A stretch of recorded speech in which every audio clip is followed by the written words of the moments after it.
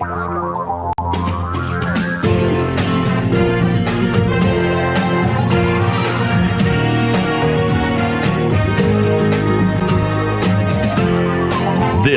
is the Thom Hartmann Program.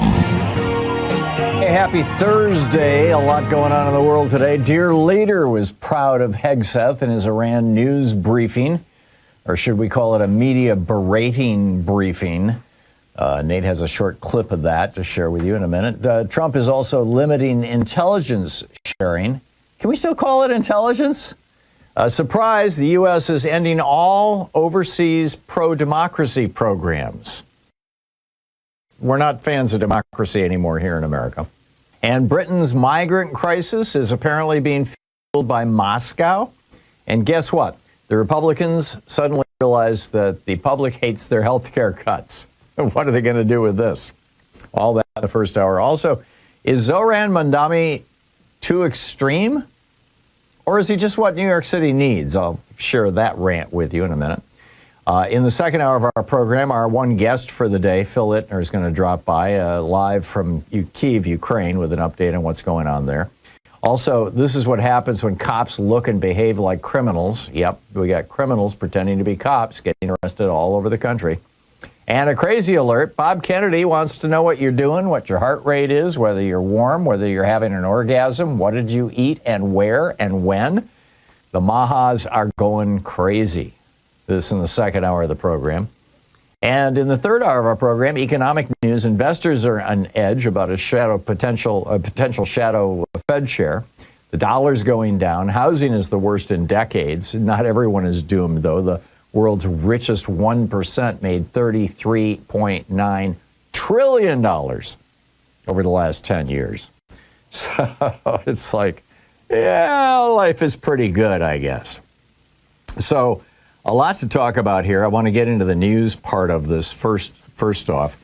Our Defense Secretary, Pete Hegseth, went off on the media this morning.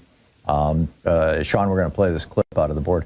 Or from Nate. Here he is. Because you, and I mean specifically you, the press, specifically you, the press corps, because you cheer against Trump so hard, it's like in your DNA and in your blood to cheer against Trump, because you want him not to be successful so bad, you have to cheer against the efficacy of these strikes. You have to hope maybe they weren't effective. Maybe the way the Trump... Yeah, right. This is pathetic. I mean, this is genuinely pathetic. Pete Hegseth doing his very best. Yes, we taught you how to do this at Fox News. You can pretend to be outraged. Oh, my God. And the press, they hate Trump. Come on. I mean, this is... You got caught in a lie, Pete. Or at least Trump got caught in a lie. You know, he said, we totally destroyed, annihilated their nuclear, well, and everybody knows you didn't. Common sense tells us you didn't. Yes, you said it back, and you should be congratulated for that, but you have to lie about everything. And then when you get caught in your lies, you have to rant about how it's the media. That's just pathetic. There's no other word to describe it. Meanwhile, the White House is not going to allow Ms. Gabbard to testify before Congress. Oh, God. You know, she did that video where she was like, oh, my God, if we continue down this road, we're going to have a nuclear war and all. And she's a cult member and has been her whole life, apparently, at least according to news reports. And she did come out and say that Iran is not building a nuke. And that was enough. So they're going to, Congress is holding a hearing, on this whole thing with Iran, and John Ratcliffe, who is going to take her place. He's the CIA director. It'll be Pete Hegseth, Marco Rubio, John Ratcliffe, and Dan Kane, the chairman of the Joint Chiefs of Staff. Trump has said that Gabbard's assessment of the Iran nuclear program is wrong, and he's kind of sidelined her. Chuck Schumer sent a strongly worded speech. God. He says, The administration has no right to stonewall Congress on matters of national security. Senators deserve information, and the administration has a legal obligation to inform Congress precisely about what's happening right now abroad. And the Republicans and Donald Trump said, yeah, Chuck, good luck. We dare you to do something about it. We know you won't. Meanwhile, the U.S. State Department has been told by its grand poobah, that would be Marco Rubio, the Secretary of State, no more funds to promote democracy around the world. We spend a little over $1 billion a year. It's not a lot of money. It's kind of a rounding error in the U.S. The budget in a $3-4 trillion budget, but about $1 billion a year supporting democracy around the world. One of the better programs is one that we offer where if you're kind of an Alexei Navalny, if you're an opposition candidate, pro-democracy opposition candidate in a country that's trying to kill you, we can help you out. It's called there's a rapid response team to support pro-democracy activists abroad who may require urgent relocation or other protections if their lives are deemed to be in danger. Other programs focus on internet censorship, media literacy, human rights, atrocity prevention programs, election assistance programs, efforts to combat transnational repression in countries such as China. All of these things are designed to advance democracy because that's theoretically the goal of America, the mission of America. We love democracy. Well, not so much anymore, because Trump doesn't believe in democracy, and it certainly appears to me that most of the people around him don't believe in democracy. They want autocracy. They want an autocrat. They want a dictator. They want a strongman, an authoritarian. The sources said that that this leadership, the State Department's Office of Foreign Assistance, are in shock, and that there's an emerging battle between Russell Vought, who wants to just zero out this stuff, and Marco Rubio, who actually still apparently thinks promoting democracy might be a good idea. Here's the particularly bizarre part about it. I'll just share this straight from The Guardian by Andrew Roth. The recommendations would terminate about 80% of all U.S. government foreign assistance at the State Department and use funds earmarked by Congress for foreign assistance to cover the resettlement of white Afrikaners and to support the legal defense of right-wing French politician Marine Le Pen. Right. So we're going to support a fascist in France. Seriously. And we're going to throw a bunch of money at white people from South Africa who came over here. This is just mind-boggling. It's just mind-boggling. Meanwhile, there's a real political crisis in Great Britain that's been pushing the country hard to the right now for about a decade. And, much like when Republicans, whenever there's a Democrat in the White House, Republicans start yelling and screaming that the southern border is wide open. And what does that do? It causes thousands and thousands of people south of our border to think that the border is open, and they come rushing into America. I mean, this happened during the Obama administration. It happened during the Biden administration. It's Republicans trying to manufacture a crisis. Well, it turns out Russia is doing the same thing to Great Britain. Russia has been running propaganda operations, encouraging people to get on boats and travel to Great Britain, where they end up being, claiming for asylum. And there's 18,000 crossings this year. Now, compare that with in 2018, before Russia started promoting this, there were only 299. So security sources, this from The Sun in the UK, security sources said Russia and its puppet state Belarus have been accused of orchestrating migrant surges, providing fake documents, transportation, and military escorts to the gangs. That would be the traffickers, the human traffickers. Italian Defense Minister Guido Crosetti has accused the Kremlin-linked Wagner Group of helping drive immigration to North Africa to Europe, calling it a clear strategy of hybrid warfare. And finally, Republicans suddenly realized that voters hate their health care cuts. Mike Johnson is telling Senate Republican leadership, maybe you should dial back on this thing. The bill was supposed to be voted on, it's supposed to be voted on, I thought, today or tomorrow. Originally, I think it was scheduled for Tuesday. I'm not, to the best of my knowledge, they haven't had the vote in the Senate yet. But we'll see. But John Thune is under, quote, immense pressure to water down the Medicaid provisions the Senate Republicans are counting on in order to pay for the billions, the trillions in tax cuts for billionaires. And Tom Tillis is freaked out because he's up for re-election. This is the Thom Hartmann Program. Is Zoran Mamdani too extreme? I'll share that with you right after the break. Stay with us, 16 minutes past the hour.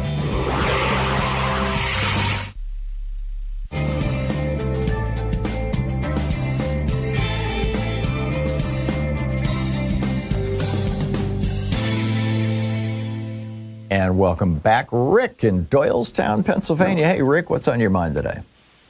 Here's what's on my mind. I'm hearing from a lot of my neighbors and friends talk about, like, they go to the store, like they want to make their own pasta sauce, for example. Tomatoes are double. Vegetables are double. I know people that have gone even to Walmart to pick up a hat that they might have paid, say, $10 or $15, or a pair of jeans for $40 is now $40 or $50. And a lot of stores don't seem to have the same amount of merchandise they used to have people count on getting. Interesting. And it's getting, because so you're seeing inflation already in real time, in real stores. Yeah, that's right. Even eggs, everything seems to be going up. Yeah. I know somebody I talked to the other day, and they said, I said, Rick, I almost want to cry.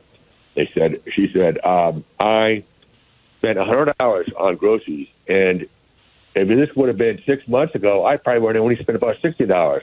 Yeah. But everything is so high, I just can't believe it. I don't know what to do. Well, the dollar is down 10% since Trump came into office because his crazed, policies are driving down the dollar. And you've got, 20-30% tariffs on pretty much the whole world, depending on, what you're looking at and where. And so, that's going to all show up as inflation. I don't know how it doesn't. And in fact, I think it's going to show up as stagflation. I mean, we haven't had this since Jerry Ford. But stagflation is where you have inflation and a recession at the same time. And I think I think that's very possible. In fact, I think it's very likely that that's exactly the scenario that's going to play out here. So, get ready. Yeah. Get ready. All righty, Rick, I got to move along, but thanks for the heads up on that. David in New York City. Hey, David, or is it New York City or some other part of New York? I just have NY on here. Suburban. Oh, suburban New York. Okay. All right. What's up? Right. Well, your opening today talked about masked law enforcement people. Mm-hmm. And there, aside from the obvious threats that such things carry with them, there's an insidious one, which is, should the matter ever come to litigation, whether it be by lawsuit against the municipality or the government or by prosecution.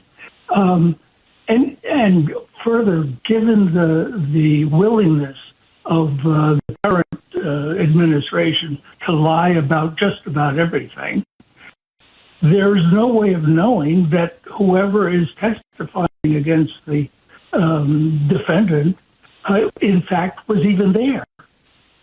Because they can say they were, but you wouldn't know.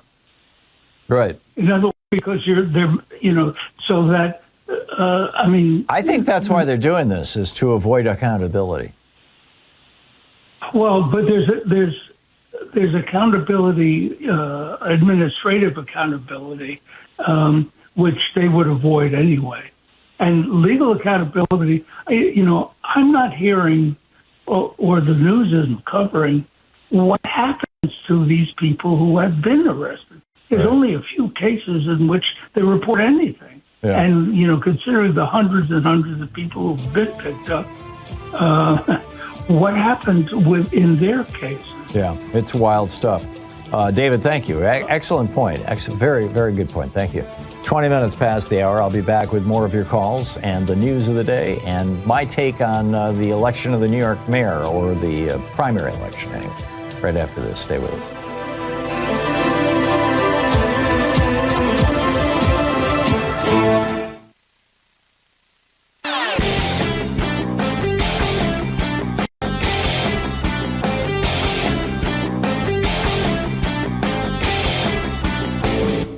Change starts with you. You can be calling your Democratic or Republican representatives to let them know what you think by calling 202-224-3121. It's the Capitol switchboard. It'll get you right through to them.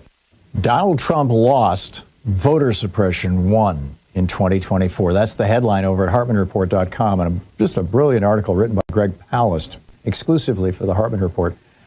He writes, Trump lost. That is, if all legal voters were allowed to vote, if all legal ballots were counted, Trump would have lost the states of Wisconsin, Michigan, Pennsylvania, and Georgia. Vice President Kamala Harris would have won the presidency with 286 electoral votes.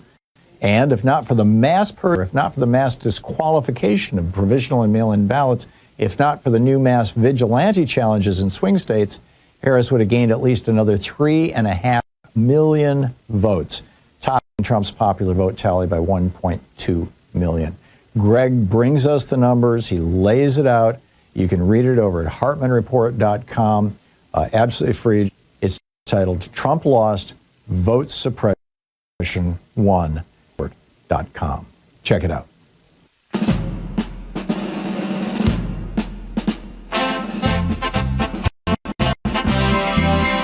Well, the headline screamed war, but the truth took a nap. While Fox lit the match on the dear leader's map, they said 12 days of glory and waved little flags. While facts were tied up and tossed into bags, we bombed, we spun, we staged a parade, but forgot the small detail, we weren't in a raid. Now the smoke's all cleared and the truth leaks out. So Pete Hegseth comes to scream and shout. Intelligence briefings, air quotes required. A MAGA hat circus, not facts, just inspired by whispering voices in Trump's golden head, who said, hey, just pretend it was Churchill instead. They call it defense, but it's mostly offense. When the lies are this loud, they start to make sense. It's not strategy, friends, it's a show for the feeds. Intelligence briefings with no actual leads. Yeah, intelligence briefings with intelligence in air quotes, right? Is Zoran Mandami too extreme? Or is he just what New York City needs? I mean, you know, he's the billionaires and the billionaire-owned media in New York City. The billionaires are starting to pour money into super PACs that will help, either Eric Adams or Curtis Sliwa in the general election. Because now the Democrat is going to be Zoran Mamdani, and he's a social Democrat or a Democratic socialist. Oh, my God. But who's the real radical here? Is it the status quo, the way things are right now? Or is it Mamdani? He's proposing a rent freeze for over 2 million tenants in rent-stabilized apartments. And, the right wing goes, oh, that's government overreach. But is it too extreme to stop pricing the poor and working class out of the city that they built? I mean, is it too extreme to say someone shouldn't have to work more than 60 hours just to be able to pay rent? Is it too extreme in a city where landlords already raise profitable rents faster than they do wages? Where gentrification becomes ethnic cleansing in slow motion? A rent freeze in New York isn't radical, it's humane. Is it too extreme to make the subway and buses free? I mean, they say public transit is a pipe dream, but shouldn't everybody be able to get to work, school, or the doctor without having to pay a toll? I mean, this is a city where more than half of the people in the city do not own a car. Should the minimum wage worker have to choose between a Metro car and a meal? I mean, free transit means clean air, less traffic, more dignity. Vienna has free buses. Tallinn, Estonia has free buses. I mean, this is happening all over the world. Public transportation should be like the sidewalk. It should be open to all, not just the privileged. Is it too extreme to have a $30 minimum wage? Los Angeles is considering it right now. Here in Portland, the minimum wage is $16.30 an hour, and it's going to be going up. In Seattle, it's $20.76 an hour. What we learned when we raised our minimum wages substantially, what we learned was that not only did economic activity not go down, it went up. Why? Because the people who spend 100% of their paycheck had larger paychecks. And so that was more money being poured into the local economy. It actually creates more jobs when you increase the minimum wage within a reasonable range. Is it too extreme to tax the rich to pay for childcare and housing? I mean, again, they're screaming, calling this, socialism, but really, that's extreme? Is it too extreme to build public housing? He wants to build 200,000 housing units in New York City. What's wrong with that? Particularly when you got 100,000 New Yorkers sleeping in shelters every night. I mean, and there's a huge cost associated with that. And both the direct cost and also the reputational cost for the city. They say that social housing is anti-market. But, the last time banksters made, the housing crash to make off with billions, George W. Bush didn't prosecute a single one. He bailed them all out. Reagan at least sent 1,000 bankers to jail. Is it too extreme to consider trans health care as health care? It's real health care. These are real people. Is it too extreme to rethink policing? Is it too extreme to say that New York belongs to everyone, not just the rich? We should ask ourselves, is Mamdani too extreme? Or is the status quo too extreme, the way things are right now? I would argue the latter, and I think we need to be fighting for housing, dignity, and a livable future. And I don't consider any of that stuff radical. And if it is, then we all need to get a hell of a lot more radical. What say you? I'll pick up your calls on the other side of the break. Stay with us.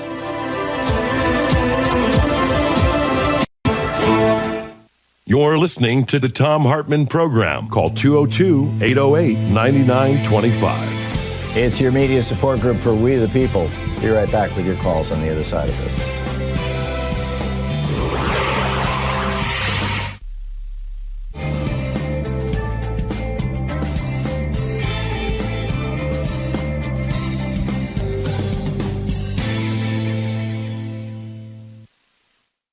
Our book today in the Thom Hartmann Book Club is by Brian J. Karam. It's titled Free the Press, The Death of American Journalism and How to Revive It.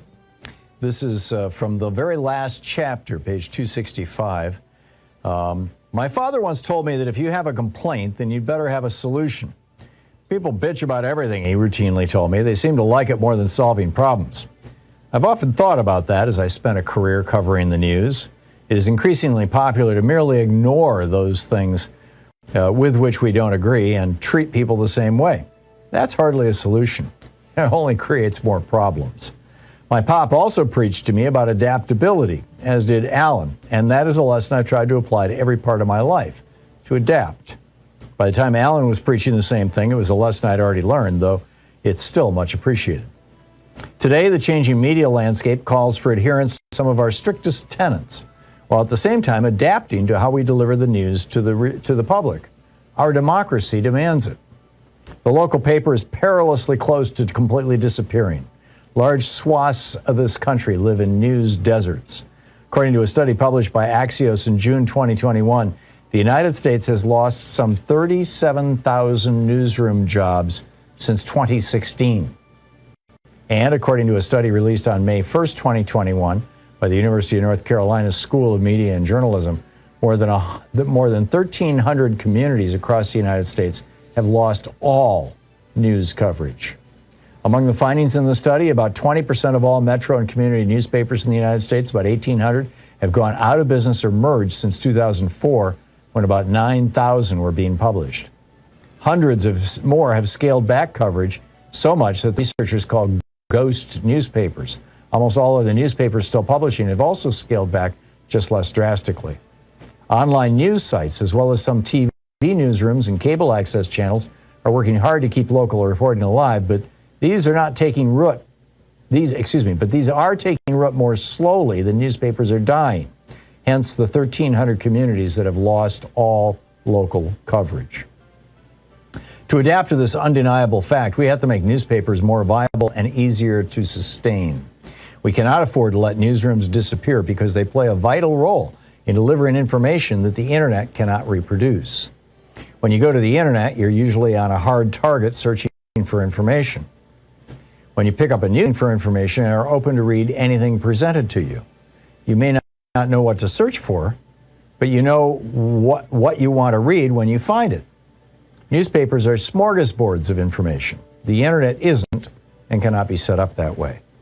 So how do we save newspapers? There are a variety of business models currently under consideration. Nonprofits hold promise, but as of yet, we haven't gotten the needed solution or the needed traction. A big push was made to save the Baltimore Sun through a nonprofit, and this may indeed be the best way to save newspapers, since the job they do for society is completely incompatible with capitalism. Quote, "There's no question about it. I don't think any problem facing the country is more severe than what is facing our news information infrastructure," end quote, Michael Copps, formerly of the Federal Communications Commission, told me.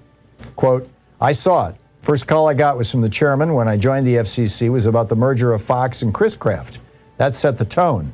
I was going to the FCC. I thought going to the FCC was the coolest job on earth. We'd be serving the public. And then I realized I spent a lot of time meeting with CEOs who wanted to seek approval of their mergers. The FCC more often than not approved the mergers. Then a rival would come in and gripe and say in order to compete, they had to have a merger too," end quote. The free market obviously isn't the answer. It only allows politics and information today to be played and reported on as sport. Walter Cronkite, Dan Rather, and others saw it coming. This is a very steep mountain to climb, and there is no commercial solution to the problem. The corporate consolidation, as Copps told me, is too embedded in the system. How do you get beyond that? The government has to exercise its antitrust laws, and we need to think about public media. Put the brakes on corporate mergers. Subsidies are the key, Victor Picard, the University of Pennsylvania communications professor, explained to me. He works at the intersections of U.S. and global media activities and politics, the history and political economy of media institutions, and the normative foundations of media policy. Quote, "It's the commercialization, the dedication to clickbait, and profits above all else. That's what's driving this. There's no commercial incentive to do it right. Journalism often isn't sexy," end quote, he said. While there isn't one perfect model, Picard said he could see subsidized subscribers or a voucher plan. Everybody gets a $100 voucher and they can buy media of their choice. It guarantees a certain method of support. Subsidize the news outlets themselves. My preference is to radically expand and reform our public broadcast system so that they can actually be politically independent, end quote. Pickard also supports public media centers in every city across the country, public libraries, schools, and journalism schools. That's my radical plan. It's healthy to have a mixed system, independents, nonprofits, public benefit corporations, and standards for for-profit companies. The driving force today in journalism is capitalism, and it's driving our journalism into the ground. The book is Free the Press, The Death of American Journalism and How to Revive It.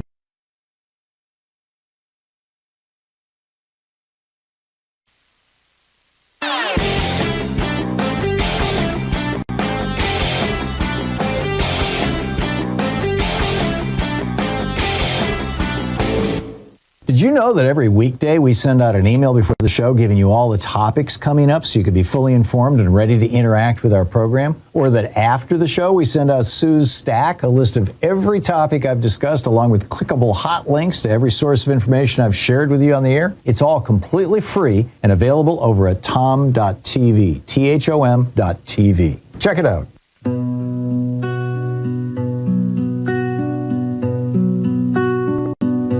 They say he's too bold, too sharp with the truth, too willing to stand for the dreams of our youth. They call him a danger to business and banks, but he's standing with workers, not fortune or ranks.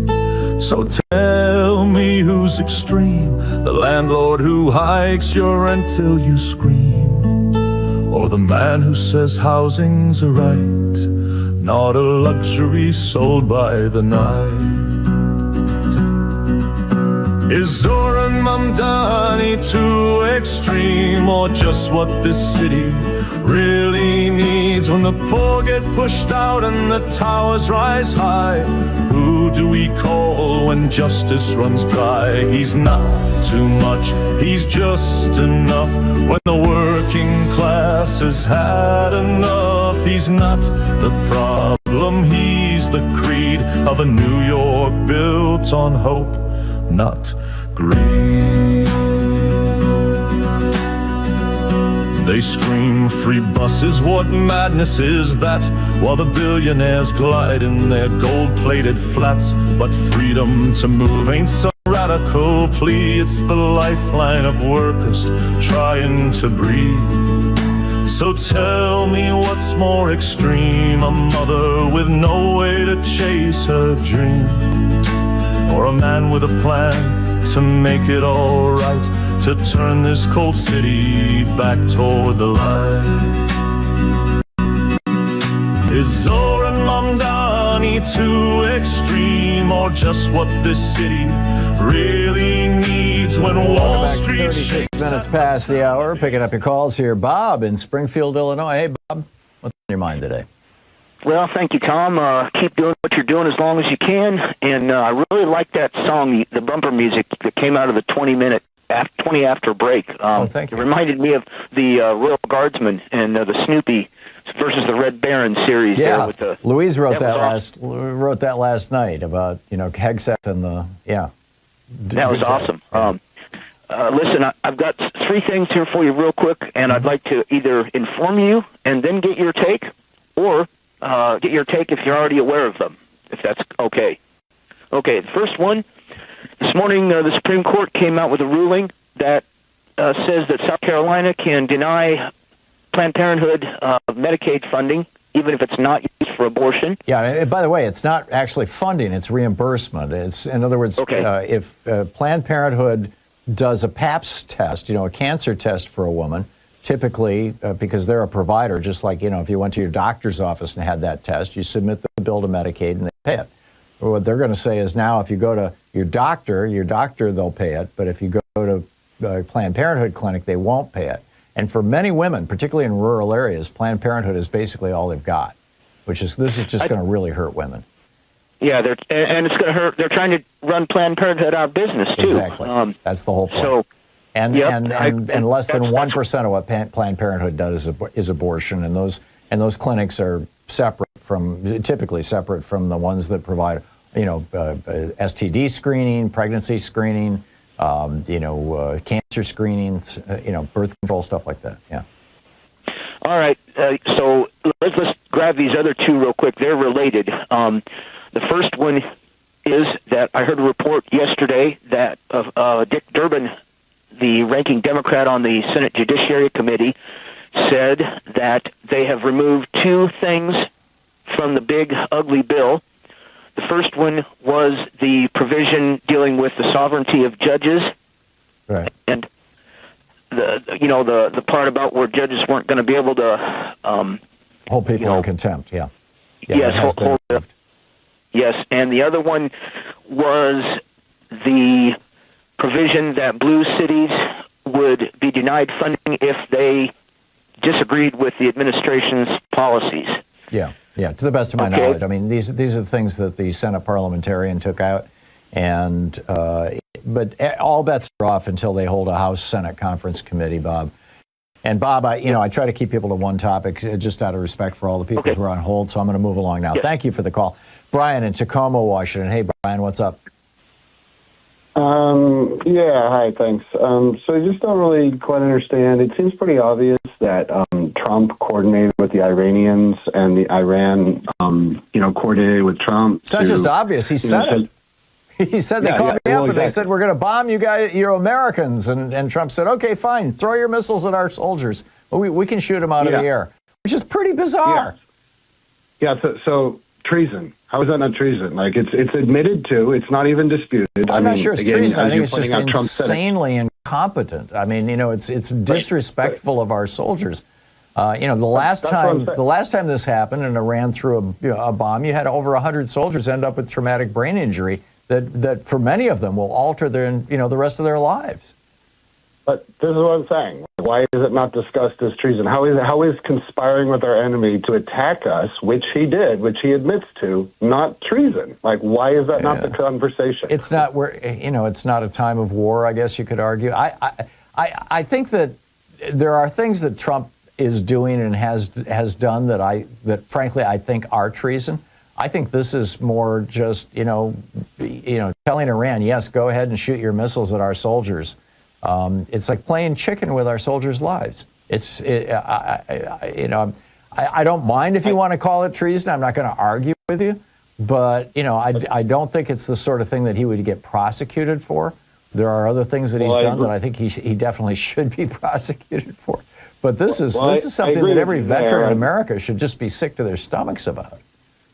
I mean, I agree with you there about not prosecuting, certainly because of who's in charge of the House and blah, blah, blah. But the reason to discuss it, the reason to discuss it as treason is because there are further implications for treason. And are we at war? Like, they keep using the words war fighters. They keep using war. And when they're pressed on it, they get real cagey. And J.D. Vance is like, oh, no, we're not calling it war, blah, blah, blah. But it's very obvious. It's a war,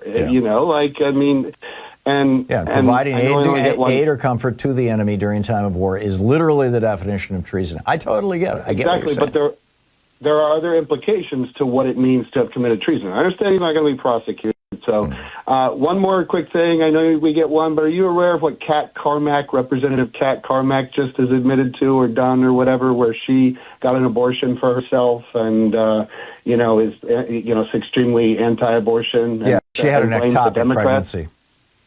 Yeah, and got an abortion, got a pill to save her own life, but has blamed the Democrats. Yeah. The story has the story's all over the place. Brian, thanks for the call. Yeah, it's a good one.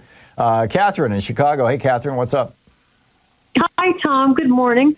I want to put in another phrasing of the same message that I've mentioned every time I've called. The Democratic Party really has another fantastic opportunity to get their messaging out, and haven't. I don't know why they don't take advantage of it, but they need to. The message in general should be that Agent Orange hates America. He loves taking advantage of it and every opportunity that it has. And so do his obsequious, sycophantic followers. They love taking advantage of it.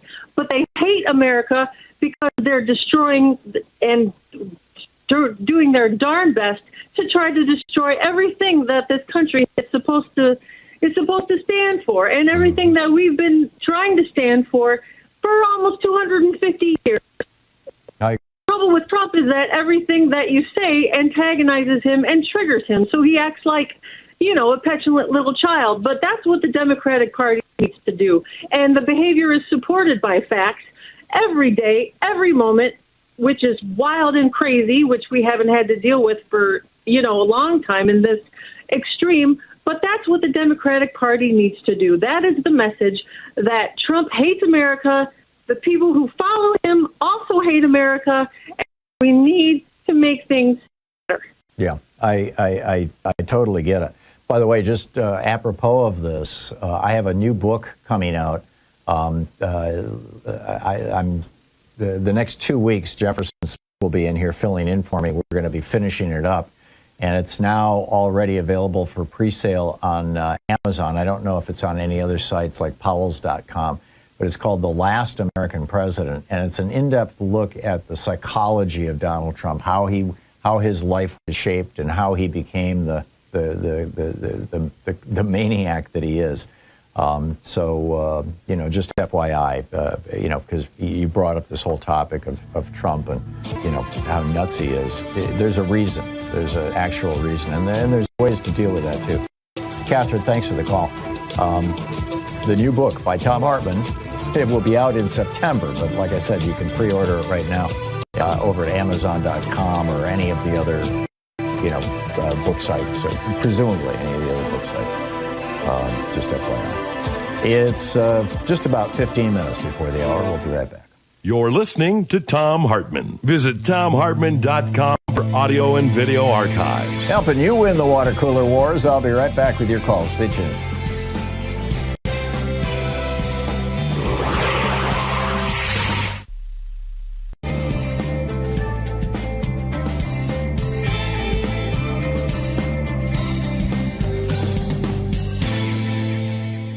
And welcome back.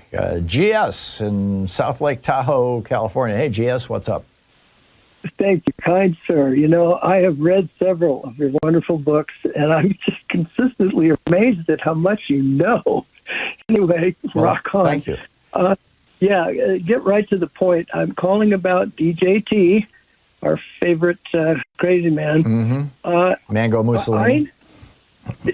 Yeah, the wannabe Mussolini.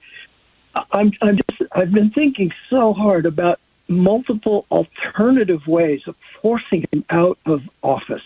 Mm-hmm. Obviously, impeachment is the hardcore way and the proper way to do it via the Constitution and all that. But if we don't have enough votes to get it done in both House and the Senate, it isn't going to happen. So anyway, I'm thinking, and aloud to you, what if we focused on citing him for manifest incompetence at the job? That's not an impeachable offense. No, well, no, technically, no, it isn't. But if this leads him to do things that are against the interest of our country, he's wrecking our economy. He's taking us into war. Mm-hmm. He committed election fraud just to get in, per Greg Palast. Mm-hmm. So it's not treason, but he's getting real close to that by conspiring with an enemy and putting our military people at risk. It's just there's got to be some kind of high pressure way, or maybe just embarrass him to death. He hates being embarrassed.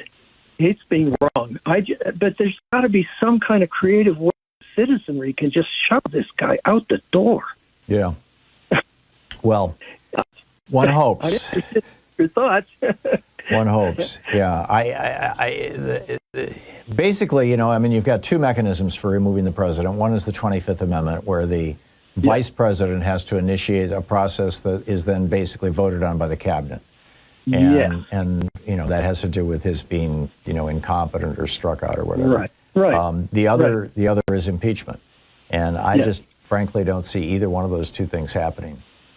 Really? Not even the 25th Amendment? No. J.D. Vance would love to be president, but he knows that if he takes on Trump, that'll be the end of his political career, and maybe the end of a whole lot more than that. There's that. Oh, well.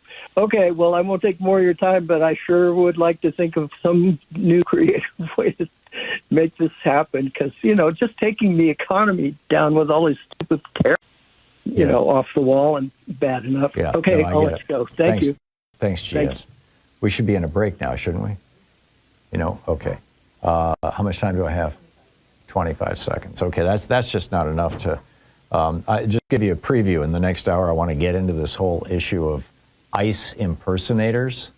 This is growing across the United States, and it's happening because we've got federal officers, or at least people who claim to be federal officers. Nobody's really sure. They don't wear badges. They don't show ID. They cover their faces. We don't know who these people are. This is how secret police operate, and this is a danger. It's a danger to America, frankly. So anyhow, we'll get into that in just a minute. I'll pick up more of your calls on the other side of the break. Stay with us. It's 49 minutes past the hours. We'll be right back.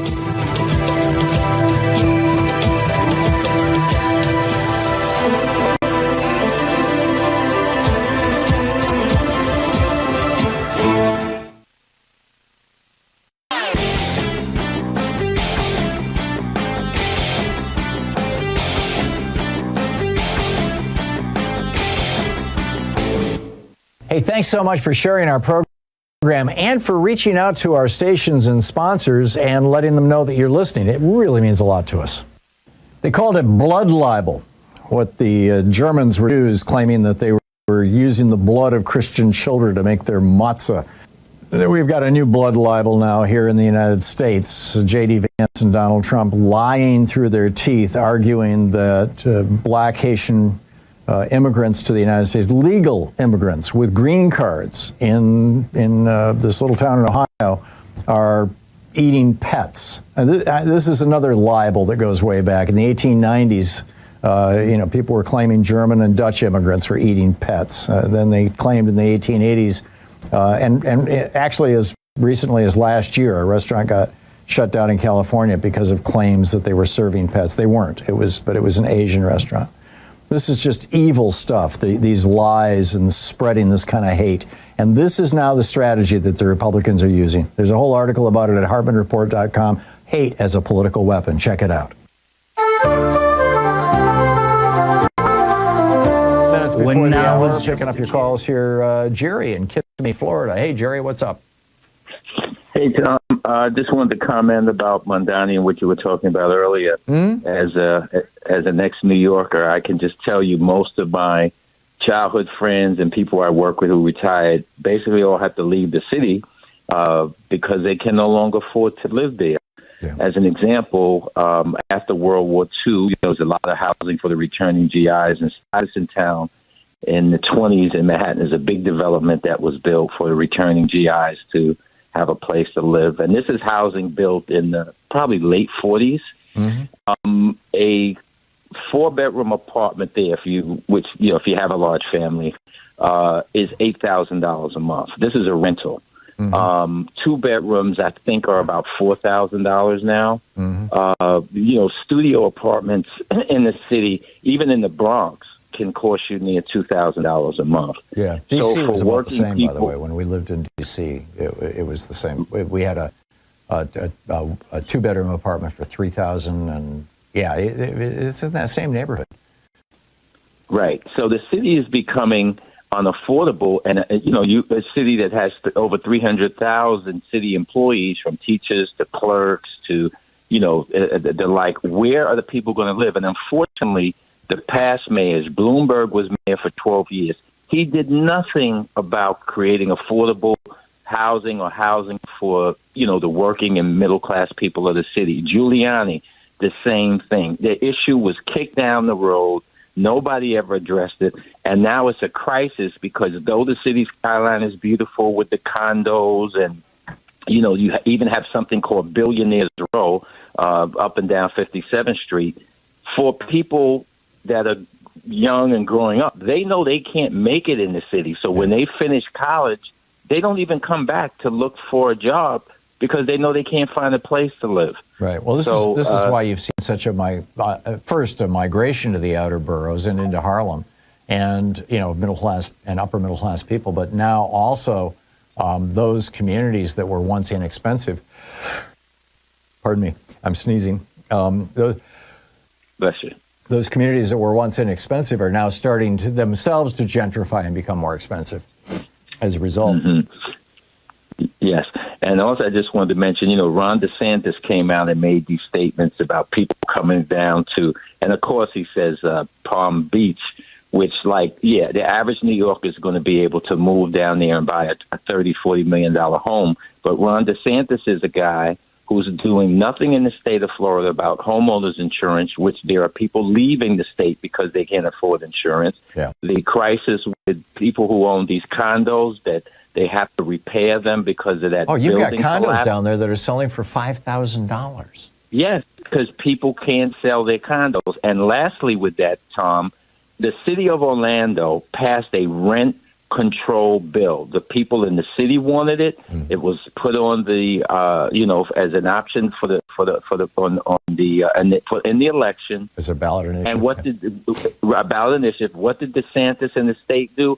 Oh no, you the city can't make a decision to have rent control. We don't want that in this state. So now in Orlando, it's becoming unaffordable for young families to try to grow and have an apartment that they can afford. So Republicans don't have any answer for this problem. No, they don't. You're absolutely right. Jerry, thank you for the call. Lewis in Granite Falls, Washington. Hey, Lewis, what's on your mind today?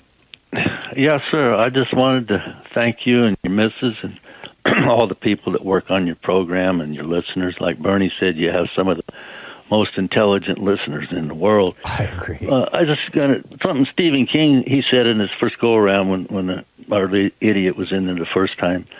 He dubbed them Putin's poodle and the predatory plunder monkeys, and I thought that was kind of spot on. I like that, yeah. And also, we're about the same age, so when Khrushchev said, we'll take America and we'll never fire a shot, I don't know if you remember that. Yeah, 1956 World Fair. Yeah, and then also the what's the other thing? Oh yeah, Billy Saul Estes. Oh, yeah. You remember Billy Saul? Yeah, down in Texas, what he did. The con man who got Lyndon Johnson in trouble. So I kind of correlate with our leader. You know, I can believe that people would do it again, but here we are. But every day when I turn on the radio, I go, well, Tom's still on, you know. It's like Radio Free Europe. I mean, I hope you never get off the air, but it's like I don't plan to go anywhere. I do plan to take some time off from time to time. Jefferson Smith is going to be here for the next 2 weeks. He does a great job. He'll be entertaining you daily. We'll have a live program every single day. But I've got to finish up this book, and Louise and I have a lot of work to do. So, tip of the Stetson to your missus. She does a terrific job. She's been working on these songs. It gets pretty hardcore. I mean, sometimes she'll get started on one in the afternoon, and she's still pounding away at it in the morning. You know, as we finally have to get it finished and out the door. Well, take her out to supper and treat her good, huh? I will do that. She treats me good too, so it's a reciprocal thing. But yeah. Well, thank you, sir, for all you do. Appreciate you. My pleasure, Louis, and thank you for your kind words. And I just have 15 seconds here to the end of the hour, so just wanted to say I so appreciate. Louis commented, you know, that Bernie said that we've got the smartest listeners ever, and Bernie used to comment about that from time to time, and I comment on it. You know, the place for smart people listen. But it really is true. And, you know, those of you who call into the program thoughtfully, I so appreciate it. It's such a privilege every day to hang out with such great people. So I will be back after we take our little vacation. And, you know, no plans to leave. All is good. We'll be right back. Stick around.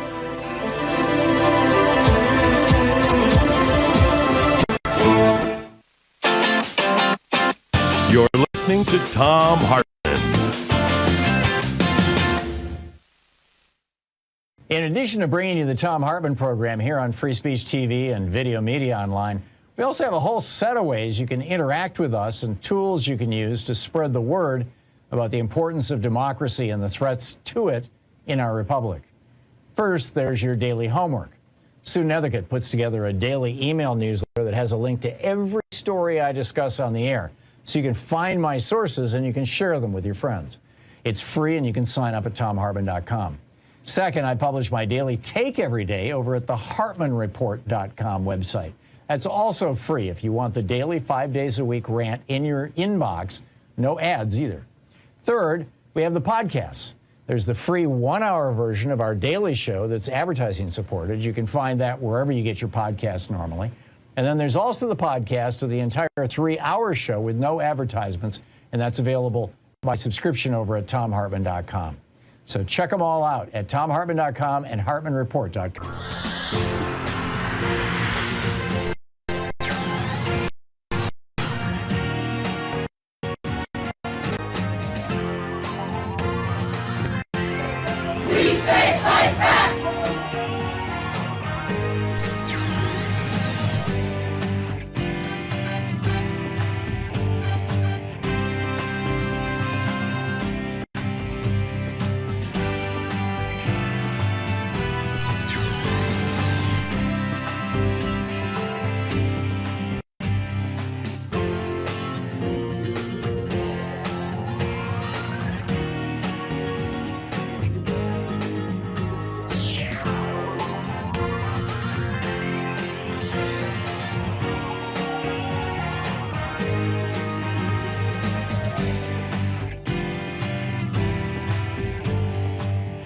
Our book today is In Defense of Public Service by Cedric L. Alexander. The subtitle is How 22 Million Government Workers Will Save Our Republic.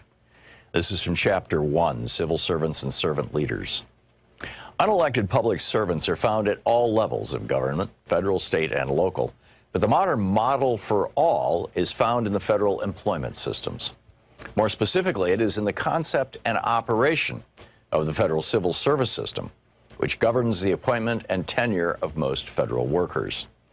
Those who believe that the unelected federal bureaucracy is a deep state covertly dedicated to the overthrow of elected government see the civil service as a fundamentally unconstitutional innovation, a monster of very recent creation. Such demonizing mythology aside, the truth is that the origin of the unelected government is found in the Constitution, under Section 2 of Article 2.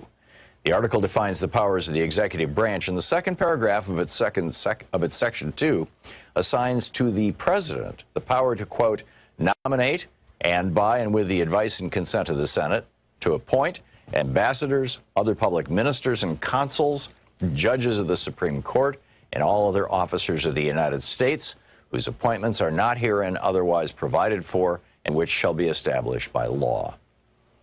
End quote.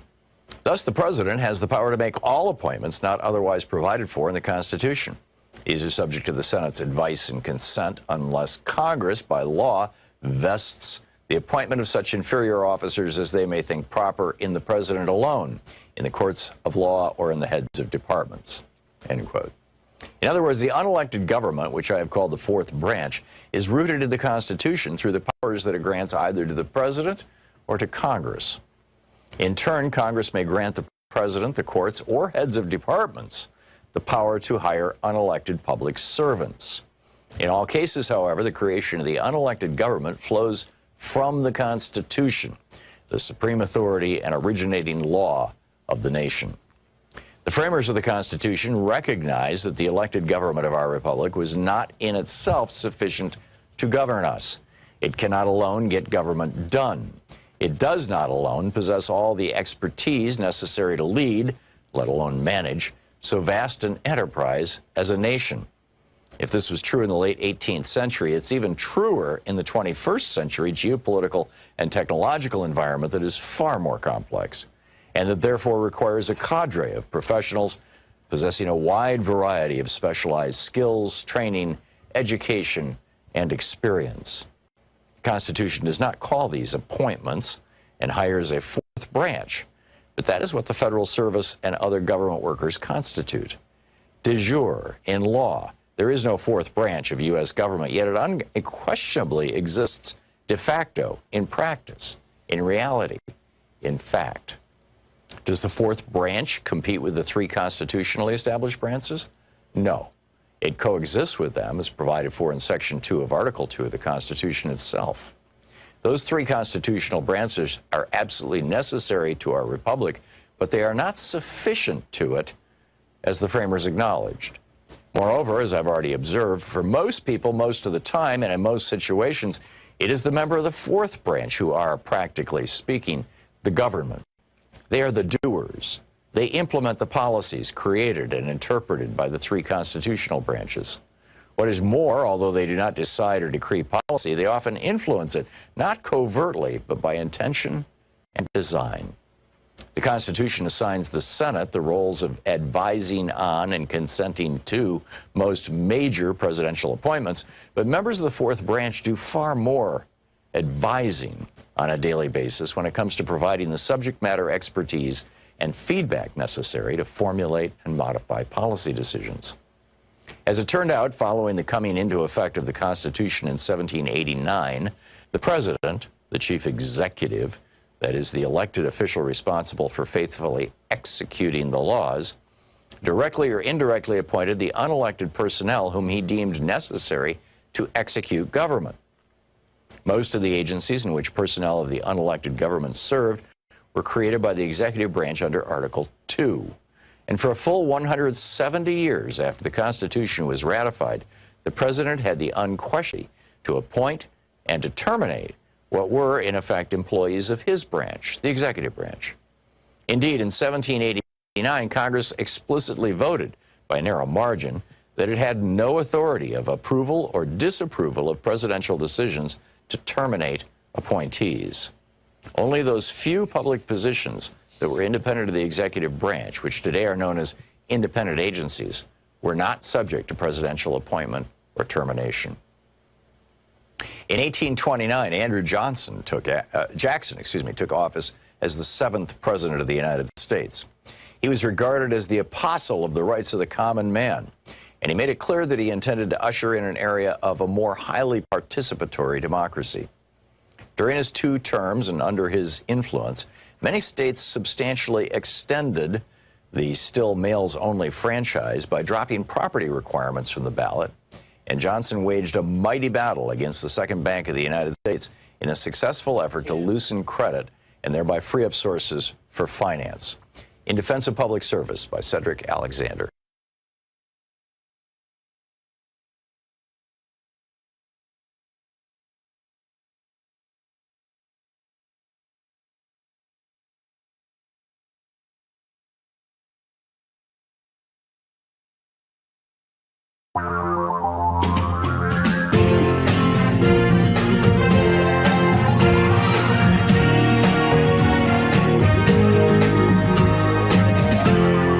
This is the Thom Hartmann Program. Hey, welcome to the second hour of our program. On the line with us, our buddy Phil Ittner, the veteran war correspondent based out of Kyiv, Ukraine, host of the brilliant On the Edge podcast, his video blog over on Twitter, or excuse me, on YouTube. Philip Ittner, Philip Ittner. Ittner Philip, the reverse of that is his handle on Blue Sky and Twitter. And Phil, welcome back to the program. How are you doing, and how is Kyiv? How is Ukraine this week? Well, I mean, we're still getting hit harder than usual as the world's attention has been pulled away from this place because of the Iran-Israel conflict, and of course, the NATO conference. But we continue to get air raid sirens daily. Monday of this week, Sunday into Monday, we were under massive attack. They have been hitting around the country with very little attention from the international community because, the sad normalized. reality. Yeah, the sad reality is that there's other news. There are other shiny keys that will be dangled in front of the world's attention, and Ukraine has gotten to a point where even while people are being killed in transit trains, don't even come close to getting a headline. Wow. Now, I understand that there's a potential debt crisis in Moscow. Are you familiar with this? I've heard a bit of this, yes. We shall see. I am always skeptical and cautious when we talk about Russian economic, coming to a cliff, because that's Putin and his government have been able to manipulate their economy quite well. The sanctions are not being fully, so they have a number of different ways of circumventing the sanctions. So I'm always of the mind when there's speculation that the Russian economy is just on the verge of collapse to say, I'll believe it when I see it. Not to say that I am skeptical that that is going to happen. I do believe 100% that it will happen. I don't know when that will be, and none of us do, frankly. Yeah. Economists can speculate all they want, and Kremlin watchers can speculate all they want. God knows I'm one of them. But at the end of the day, the reality will be the thing that dictates what happens. But apparently Putin's paying for his war with debt, right? Oh yeah, no, he's been doing that for a while. Yeah, and and also the entire economy has been built upon a war footing. So the GDP in Russia is based on the war economy. It is, you're making munitions, you're making strategically important industries. They are getting bolstered. But how long can that continue with the economy as it is, with taxation and the real GDP? Because you also have to understand that Russia's GDP is not actually known, because they operate in a gray economy, not a black, not an open economy, a gray economy. They they manipulate figures. They are in a kleptocracy, so they can always, change the figures and the facts. When it happens, we will see it. We will know it. Yeah. I don't know if it's imminent. I've had it, said to me that it's imminent in the past, and that has yet to come to fruition. But eventually, they cannot continue to do this. So it's at one point, yes, they're going to crack. Yeah, I totally get it. And speaking of gray economies, I heard this morning on NPR that 18% of the world's oil shipments right now are Iranian and Russian oil that is supposed to be embargoed, but they're running it through this fleet of ships. The shadow fleet. The shadow fleet. Yeah, tell us about that. And why is the world not doing anything about this? Well, they should be, but they are addicted to fossil fuels, and the web that it surrounds that industry. I mean, even to the point of, we apparently just this week had 2 Russian tankers, or tankers flying under a different flag but coming from Russian ports, filled with fossil fuels, being escorted through the English Channel by a Russian warship, and the British didn't do anything about it because, that's not me being hypercritical of the British, because what are they going to do? But it is a clear indication that Russia continues to circumvent the sanctions, and they are still able to get an awful lot of money from some very shady deals with the shadow fleet, with their sales to countries that don't necessarily care it seems about like most of this is going sanctions. to Russia and India, isn't it? India and China are primarily China and India. India and China are primarily the benefactors of the Russians circumventing the oil industry. And that is why it's been so disturbing to see actually the bill that was put forward in the Senate, and still is there to my understanding, that would punish third country parties that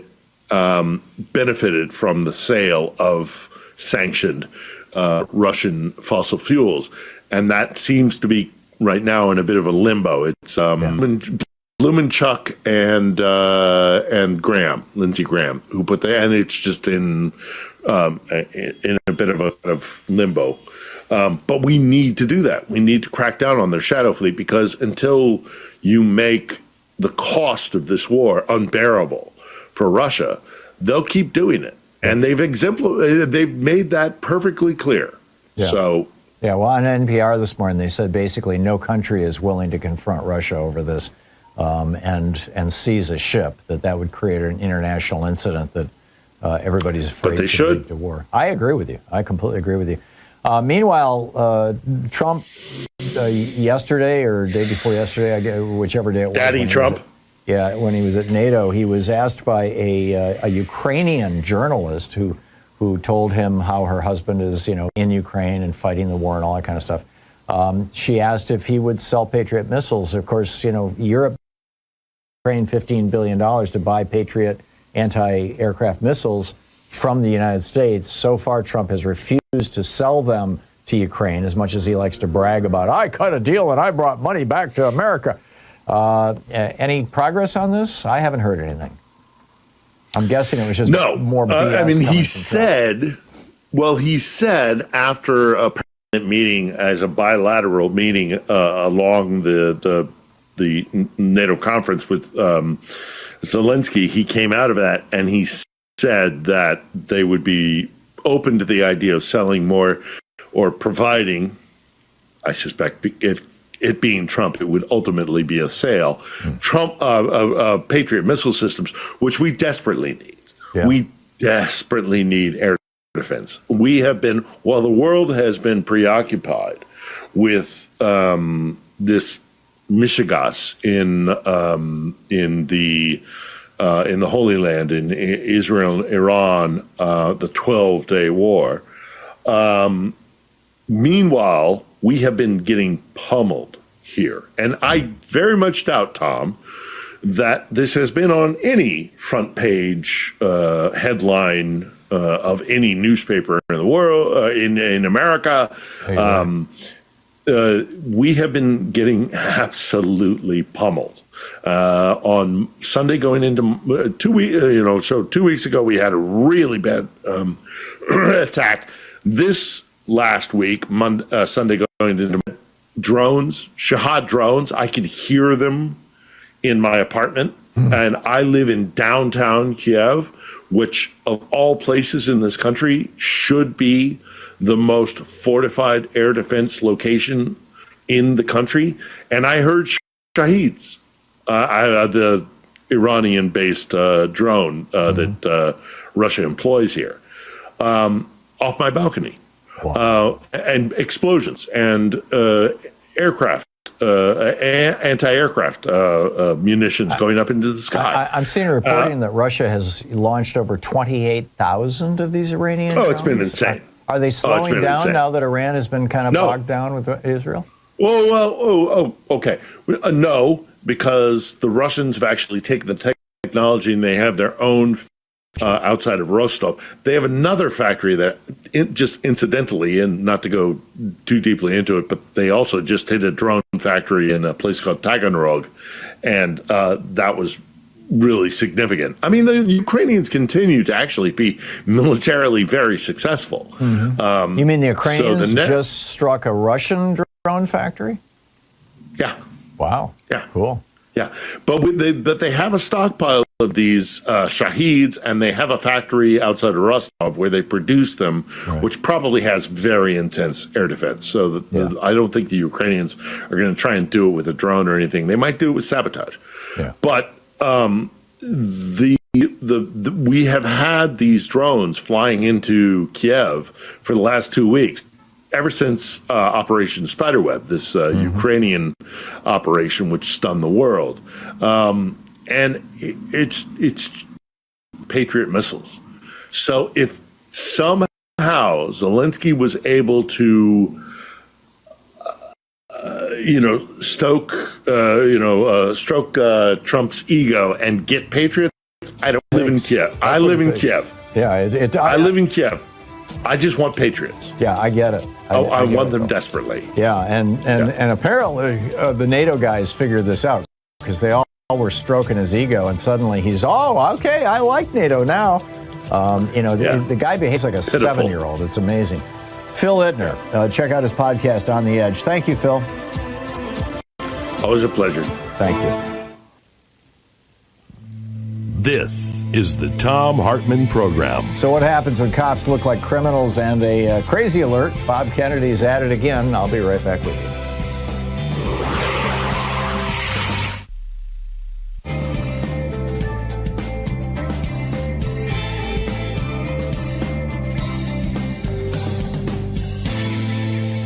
And welcome back. Jeff in San Francisco. Hey, Jeff, what's up? Well, I just wish this is the 10th anniversary that we passed gay marriage in the United States. The Obergefell decision. Yes. And but I was going to call again about the New York and his plans for. Do you have any more details about what he's wanting to do with grocery prices and food? To the best of my knowledge, his proposals are not fleshed out in extraordinary detail.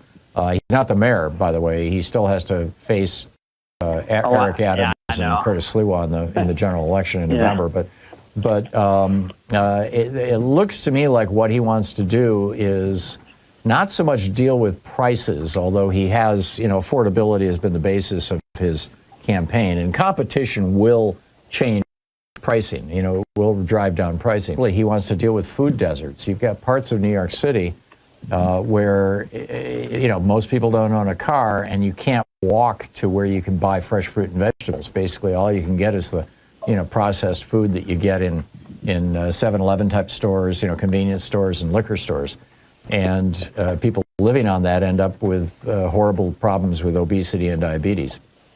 So he Yes, wants to solve the food desert problem by appropriating some unused or little used properties and turning them into retail stores for grocery stores, which seems like a good idea. Yeah, and then you could possibly subsidize to those places. You know, it's going to improve health and it'll save money in the long run, kind of like how, Denmark started bringing biking and, brought their healthcare crisis, down. Exactly, yeah. So I'm really for it, and I think public banking might be an option, too. And I'm in San Francisco. I hope we follow the same one. We got a billionaire to take over, and I haven't seen much difference. Yeah. And the public banking would be a big one. That has to be done at the state level. There's only one state, North Dakota, and it's worked out really, really well for them. They did it back in the 19-teens, and every state should have passed that. Well, California did pass AB 857 that does supposed to bring one, but I think the big banks are squashing it down as much, watering it down as much as possible. We see how things are going. Doesn't surprise me, Jeff. Jeff, thanks for the call. George in Santee, California. Hey, George, what's up? Oh, more than once I've heard you say you had friends in Israel.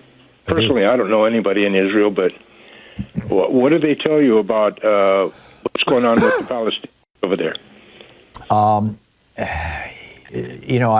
I know people in Israel who are supporters of Netanyahu, and I know people in Israel who are ferocious opponents of Netanyahu. It's not unlike the United States. There's a loud debate going on, and Netanyahu is only able to hang on to power by virtue of forming a coalition with some really, really toxic right-wingers. And if you want to know really, if you want to have insight into the Israeli political scene, I recommend you read Haaretz. It's an English language newspaper published in Israel, and it's a left-wing newspaper, and it's very anti-Netanyahu. How do you spell that? It's HAARETZ.com, as I recall. It might be H apostrophe, but it's Haaretz. All right, thank you, Tom. Yeah, good luck, George. Good talking to you. 22 minutes past the hour. I'll be back with more of your calls and the news of the day in just a moment. Stay with us.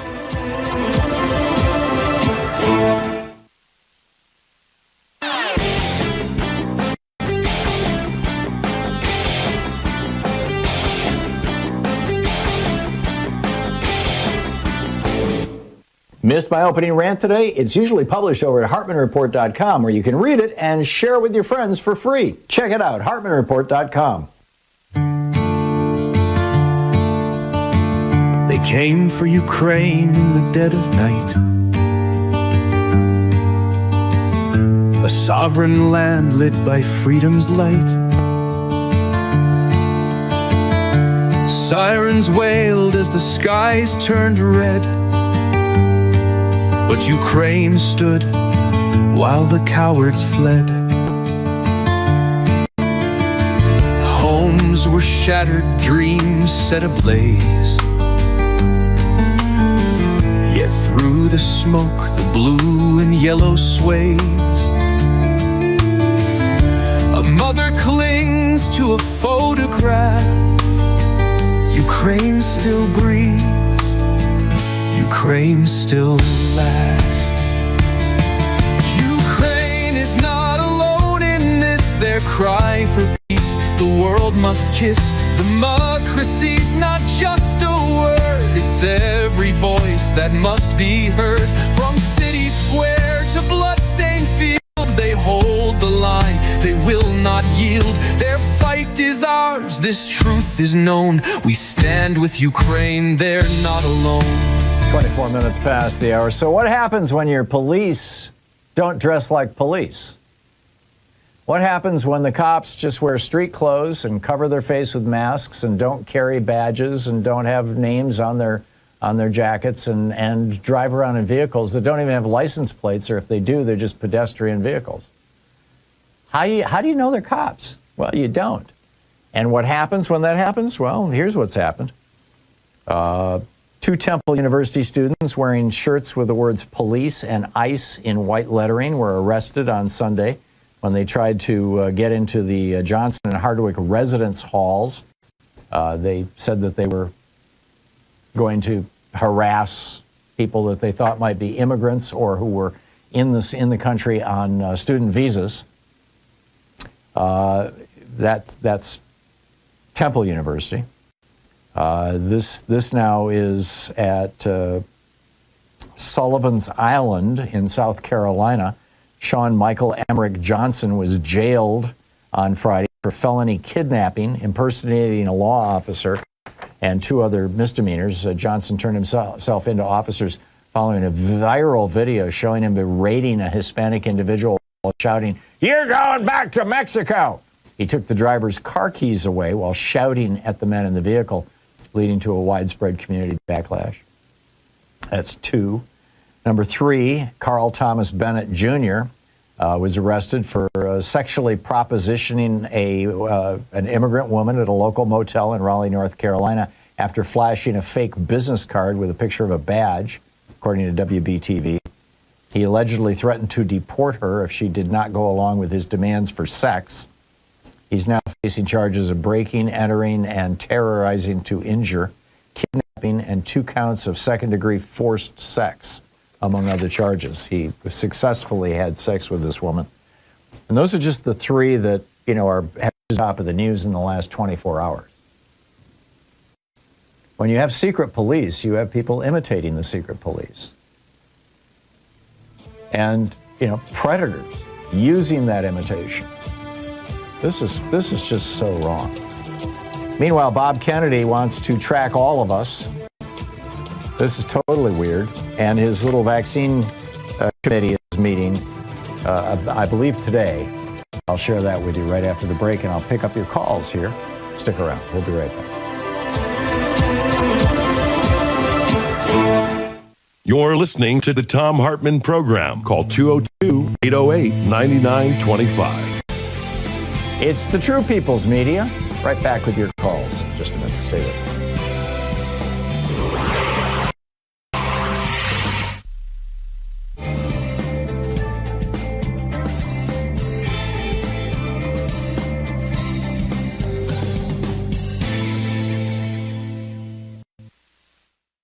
Today from Warrior Is by Harlan and Robin Zephyr. It's the story of their great-grandfather who, in real life, killed Custer at Little Bighorn. And in fact, there's a map of the war, as it were, the battle. And they say that he is now the spirit keeper of Custer, which is remarkable. And there's a page-and-a-half introduction to the book, and then it becomes, a historically accurate novel, basically. This story is the traditional and cultural account of the life of Nikogju Lakota warrior Mato Nyanpi, saved by Bear, which his name in English, also later known as Scarleg. Warrior is based upon a true story.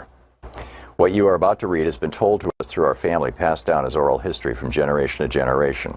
Every family has its own story. This is ours. It's up to you to visualize and experience the events described herein in order to determine what you believe or what you choose to accept from what you learn from these pages. You've likely never read a story quite like this before. In Warrior Is, the reader is able to visualize the events and circumstances of Mato Nyanpi's life. Many times the story is told in the present tense, such as if you were walking with Saved by Bear and his people as the events unfold. This was our original manner of storytelling. Other times the story is narrated in the past tense to account for a past perspective. Those of us who may not be entirely fluent in particular words or specific language as much as we may be fluent in spirit and honest communication, the life messages many times can be more meaningful than just the written or spoken words. Warrior Is follows the timeline from the time of creation, moving through Saved by Bear's birth in 1849 and going up to July 1876, 2 weeks after the Grass Battle. Please exercise your free will and follow your conscience when reading this story. The spiritual side is called upon you to open your spirit so that you may read this tale and learn about these events through your own spirit. And, continues sort of like in that line, but here, right to the book. Prologue. Of the sun. His spirit was alive and energetic. He felt the energy in his chest and all along the blood running through his veins. He looked to his left to see his great friend by his side. The strong scent of sage caressed his nostrils and reminded him of home. The movement over the high-running hilly ridge to the south caught his eye. He and Swift Bear sensed and felt the pathway opening up. So much had occurred so quickly, so suddenly, so dramatically. Their call to duty, his call to duty, filled his mind, his heart, his spirit. Today, it was meant to happen. It was presented to the people from the Creator. The plan was made. The warriors summoned. The preparation was done. It all led to this place, this portal in time. The sparse clouds to the west resembled mare's tails, and for a brief moment he remembered his white stone friend in the White Mountains. He remembered his spiritual commitment to protect his people, Grandmother Earth, and the sacred His-Hapa. And time stood still for a moment, a small moment in time, through all of the ancient and original history of all the moments of time. And as the group of the horse-mounted soldiers rode briskly over the far ridge, the Creator shined that warm, nurturing light upon these warriors, such as Creator had been doing since the beginning of time, since the beginning of Grandmother Earth and Grandfather Sky, and at the beginning of all things. All the moments of time forever had arrived here, now. It had come to this. The Creator's strong will and great invisible hand had placed them here. It was the Creator all along. It always was. It always would be. For one to know what led the young Lakota warriors to be here at this fateful site near the Greasy Grass River on this warm, sun-drenched day, one must go back in time, way back to the beginning, when it was only the Creator, and the Creator of all things decided to create a new world. Her name would be Unsimaka, Grandmother Earth, and she would be created to hold and sustain life. All kinds of beings, all kinds of people would be given and placed upon and within her to show her love of life. And this is how it all began. Chapter 1, Origin. The human beings evolved from the spirit. Before arriving in Wind Cave, we were star people. Many of us came from a place called the Pleiades, the Seven Sisters, an ancient star grouping and constellation that contains worlds comprised of the gift of life-giving water. Water is life. Mini Wikoni. The Pleiadian influence is an absolute, but those of us who claim to be relatives of the Pleiadians share a common bond with other indigenous people, regardless of where we are geographically on the earth. We will always remain Pleiadian star people. Spiritually, we have become human beings of different races and ethnicities, but the origin of our spirit is, and for us, and as to who we are, as the tribal people in a family way, our name is Minkoju, its evidence.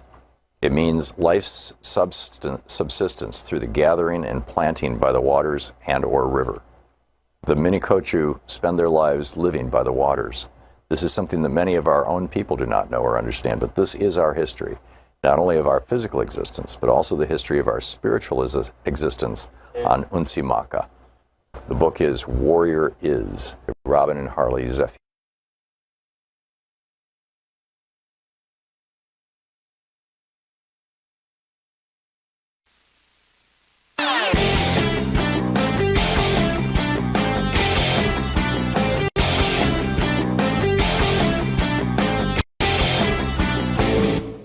Share the Thom Hartmann program with your friends. Our podcast, The Hartmann Report, is absolutely free and available wherever fine podcasts are available. And the entire 3-hour podcast is available over at thomhartmann.com. You know, Richard Nixon and Spiro Agnew both took cash bribes while they were in the White House. Since then, you know, the Supreme Court, or at least 5 Republicans on the Supreme Court, made it a lot easier for politicians to take bribes with their Citizens United decision, which basically legalized political bribery as long as it's done through campaigns or PACs or super PACs. But for some people, there's just never enough money, right? Donald Trump has been running small-time hustles to make money for decades, selling sneakers, Bibles, steaks, vodka, water. But now he's hit the big time. He's got these fungible tokens, right? These fungible crypto assets, which are basically just digital pictures of Donald Trump that say, fight, fight, fight. And he has turned them into an $8 billion machine. His wife is in on this too, with his Trump coin.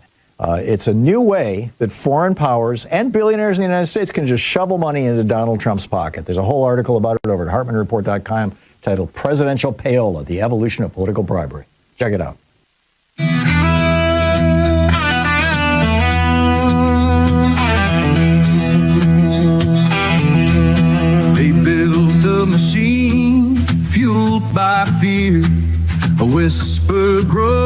and it's all you hear from every screen. It feeds the fire, twisting truth to fuel desire. A mother's cry, a worker's loss, a calculated line they'll toss. They turn your pain into their gold. Selling grievance never gets old. The grievance machine, it's always on, spinning stories dusk till dawn. Fear and lies are its gasoline. Bow to the beast, the grievance machine. 36 minutes past the hour. Welcome back. Picking up your calls here. Paul in Ambler, Pennsylvania. Hey, Paul, what's on your mind? Hi, Tom. I wanted to talk about the New York City Democratic primary for mayor and what's propelled the candidacy of the Democratic Socialists of America candidate to be the Democratic Party's standard bearer in their upcoming mayor election. He went around and he talked to people in the different boroughs, and what he heard over and over and over again was, the rent's too high, groceries are squeezing us, they're just more expensive than they were just a few years ago. The city's just too expensive to live in.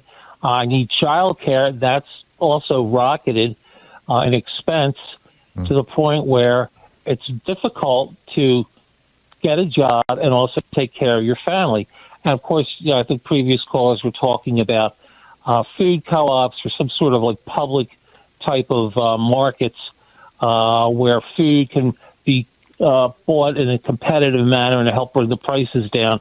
So overall, just the cost of living to be an American citizen is just beyond the reach of people with the wages that were being offered. I wanted to compare that in Philadelphia. We have a newly elected mayor. She just passed with City Council $6.8 billion annual budget, and included in that is a $800 million municipal bond offering to help build or maintain and refurbish 30,000 units of affordable housing.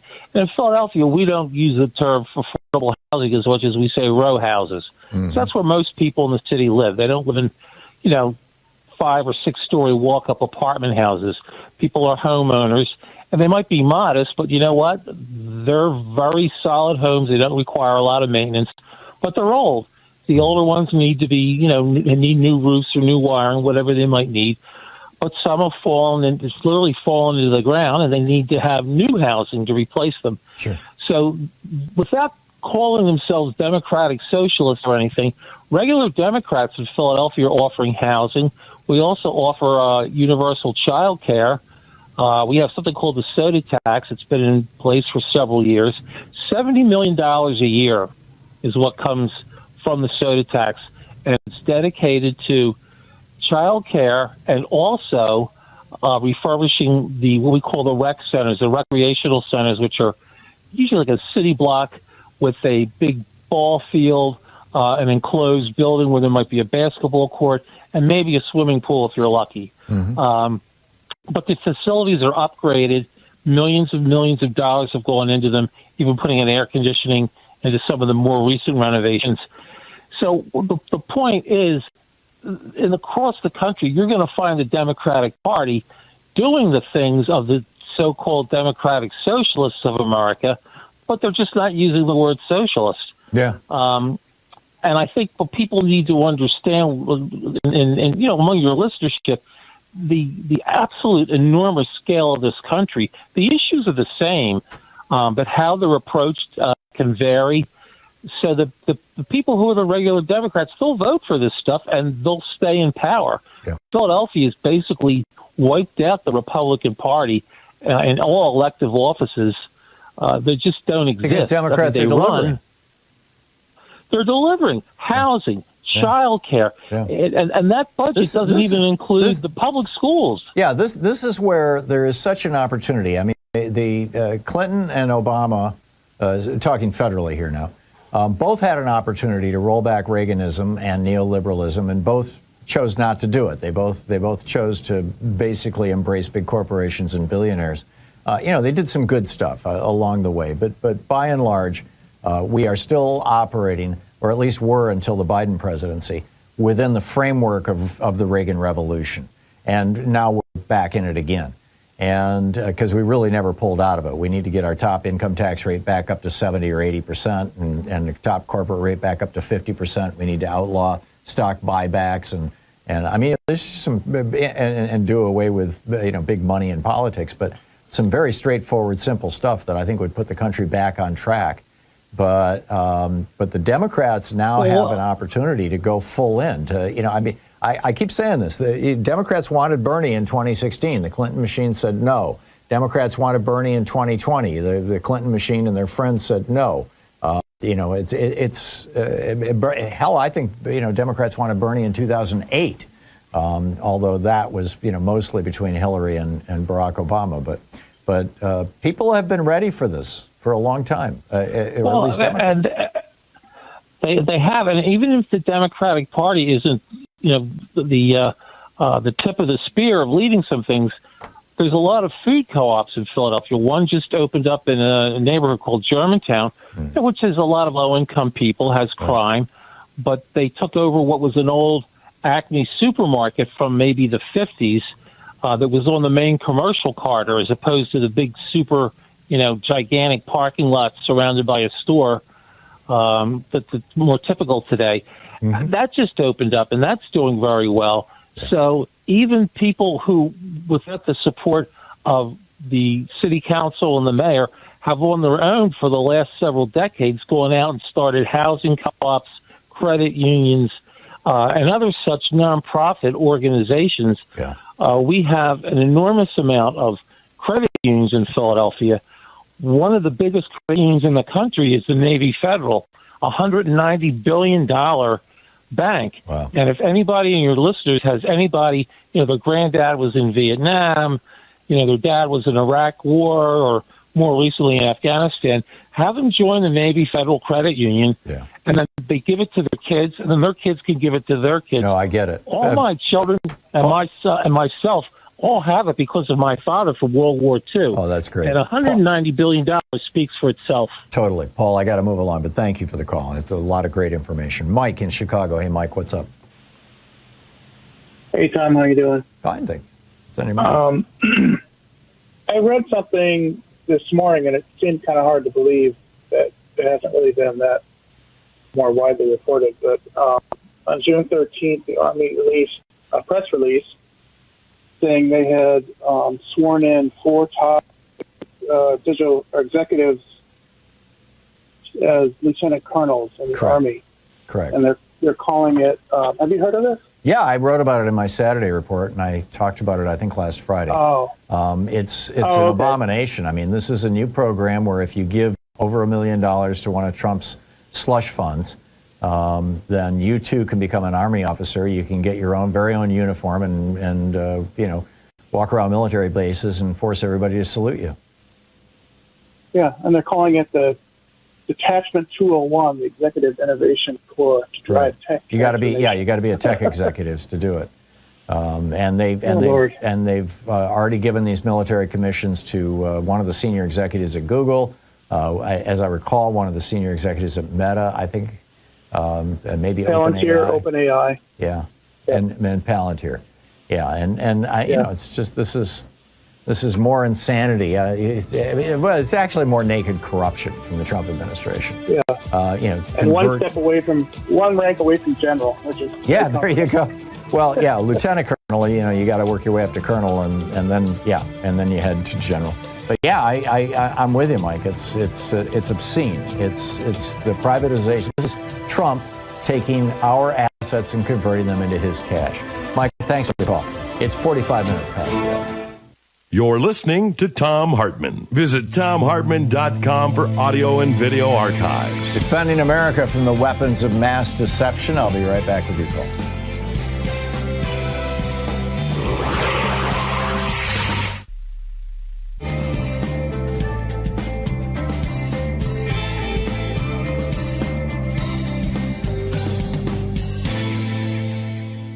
And welcome back, David in North Miami Beach, Florida. Hey, David, what's up?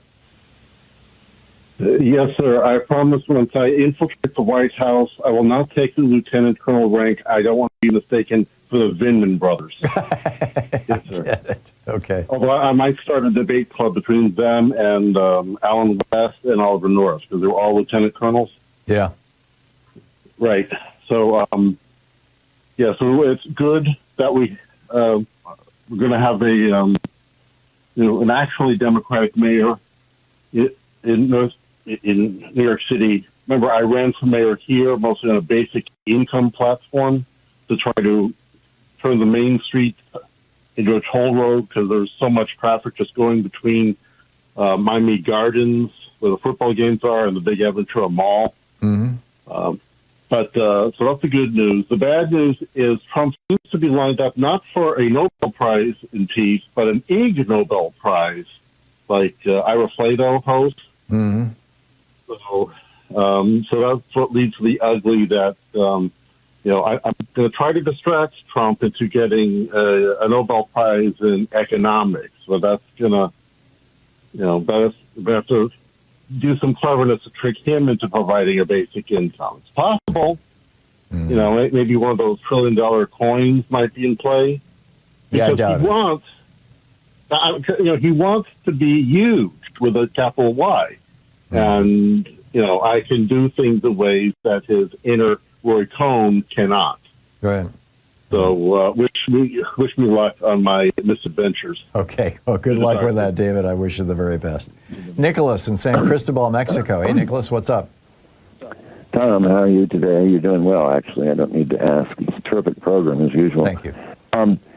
One quick comment about Mamdani's terrific win in New York City. I hope he's not going to set himself up, not in New York, I think he's going to win, but for the rest of the country to use him as a whipping boy, a Muslim. Oh, my God, run for your life. He's a Muslim.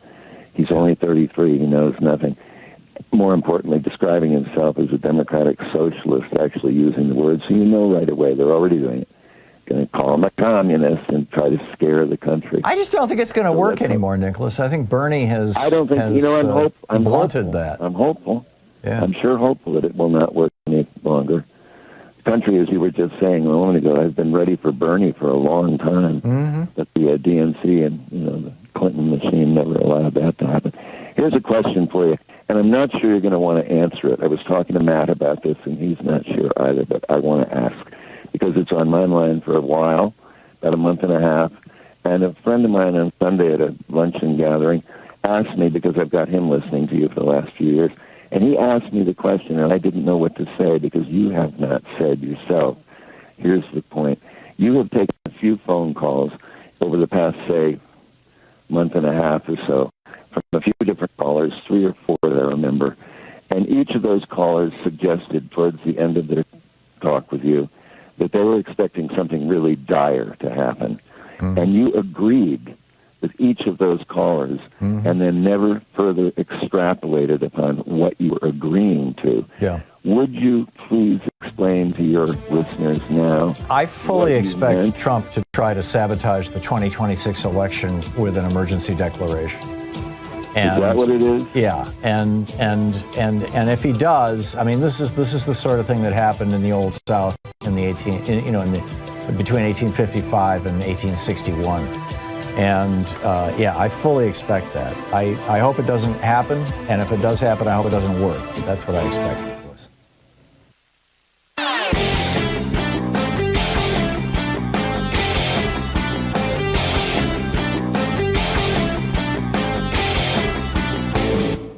Hey, thanks so much for sharing our program and for reaching out to our stations and sponsors and letting them know that you're listening. It really means a lot to us.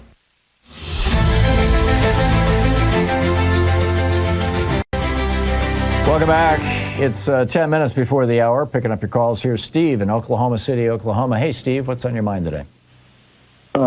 Thanks for taking my call, Tom. Sure. Just a comment on the town hall meetings. Yeah, you notice that the Republicans refuse to hold a town hall meeting. Right. Yeah, this has been going on for a while now. Yes, and I watched a video last week of Representative Stilwell from Texas. He's a Democrat, and he showed up at a Republican town hall meeting where there wasn't a representative. Yeah. He held the town hall meeting. Yeah, Mark Pocan pioneered this back when the district next door to him was, represented by Paul Ryan back, a decade or more ago.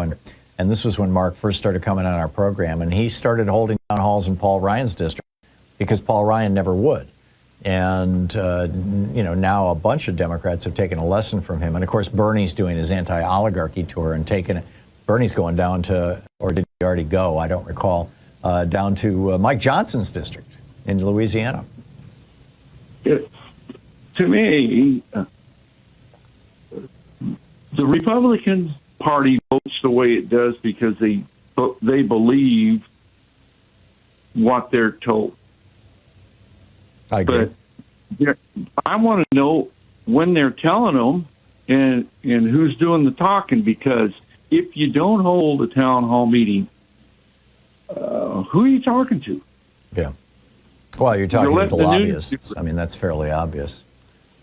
But, I mean, if I was a Democratic representative in Congress or the Senate, and I had people in my state, Republican people in my state, that would not hold a town hall meeting, no problem.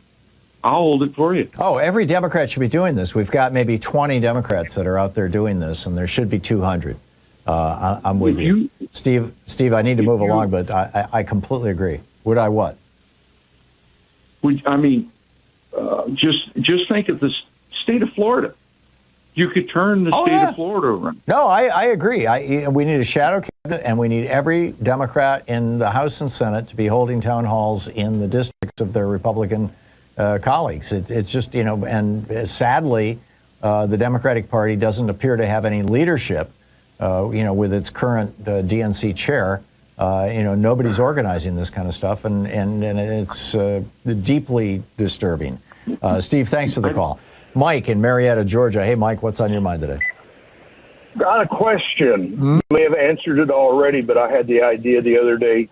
These ICE agents with masks on, why do they want to be anonymous? Then it dawned on me, what are the Proud Boys doing after they got their pardon?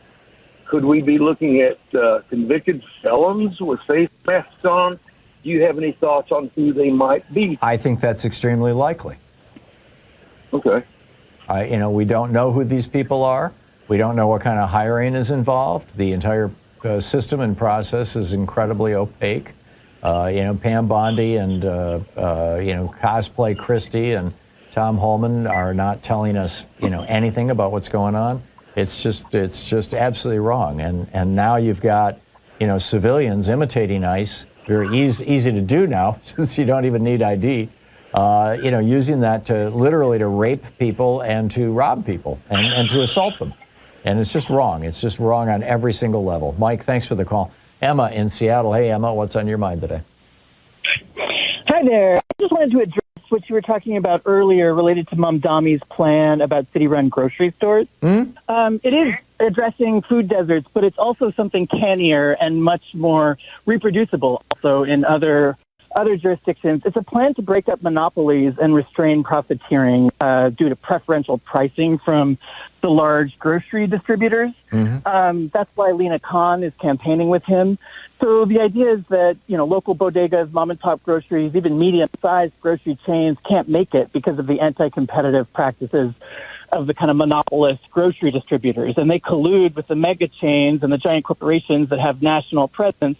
And so it's the wholesalers who are screwing us. Yeah, so they're paying less. Yeah. The giant corporations are paying way less for their wholesale groceries, and it's had a huge effect on independent and mom and pop grocery stores. And that's one of the reasons we have food deserts, because those grocery stores can't make it in these conditions. So Mamdami's plan, if he made a chain of 10, is what he's talking about initially, of 10 city-run grocery stores, then the city of New York can become a plaintiff in an antitrust action against these wholesalers. right? So yeah, so then he would have standing. Right, exactly. And the reason it's important is because, there's so much profiteering right now. I think, we have this thing we're calling inflation, but there's a more accurate term for it, which is profiteering. And yeah, we're seeing the same thing in pharmaceuticals where the middlemen are, right, yeah. Skimming off the top and wiping out everybody's. Yeah, keep going. Right. And so a crisis happens, like, COVID supply chain issues happen. Mm-hmm. A crisis happens. They drive prices as far up as they can go to see how high they can get them.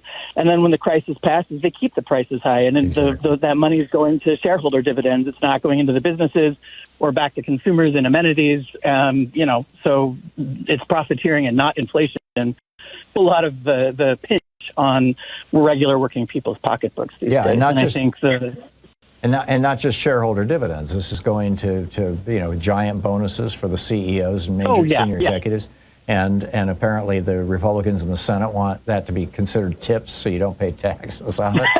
Right. I mean, it's just, the whole thing is just, and then they use it to buy back their stock, which jacks up the stock price. And again, only benefits the senior executives and the shareholders. And arguably even the shareholders aren't really benefiting because it should be a temporary sugar high. But it sure does help out the billionaires, and the CEOs, and the senior executives. Right. So, yeah, good on Mamdani, and thank you, Emma, for informing us all about the details of that. I've seen articles referring to it, but I've never heard such a cogent explanation. We really do have the smartest listeners on Matt Stoller has a Substack called Big that's about monopolies and antitrust. And I'm familiar with it. I subscribe to it. Yeah. Emma, thank you very much. We're hitting the top of the hour. We'll be right back on the other side of the news, or the other side of the break with more news of the day. You're listening to Thom Hartmann. In addition to bringing you the Thom Hartmann program here on Free Speech TV and Video Media Online, we also have a whole set of ways you can interact with us and tools you can use to spread the word about the importance of democracy and the threats to it in our republic. First, there's your daily homework. Sue Nethercutt puts together a daily email newsletter that has a link to every story I discuss on the air, so you can find my sources and you can share them with your friends. It's free and you can sign up at thomhartmann.com. Second, I publish my daily take every day over at the hartmannreport.com website. That's also free if you want the daily 5 days a week rant in your inbox. No ads either. Third, we have the podcasts. There's the free 1 hour version of our daily show that's advertising supported. You can find that wherever you get your podcasts normally. And then there's also the podcast of the entire 3 hour show with no advertisements. And that's available by subscription over at thomhartmann.com. So check them all out at thomhartmann.com and hartmannreport.com.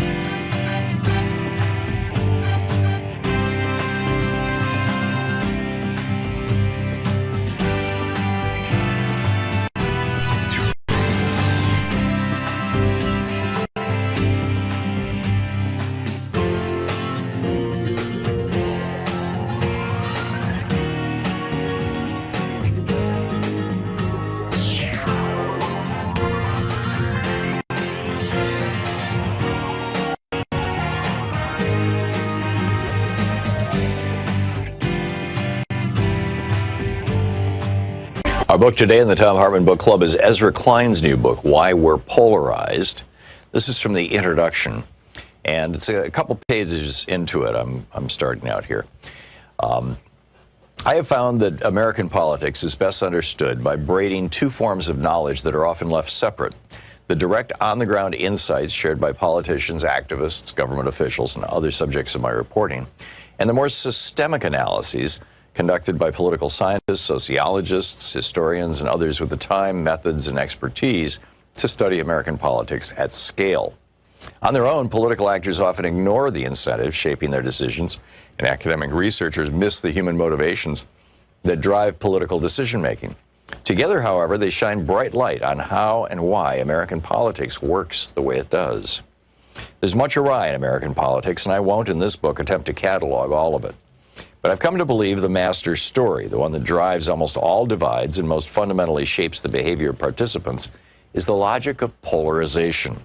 That logic, put simply, is this: to appeal to a more polarized public, political institutions and political actors behave in more polarized ways.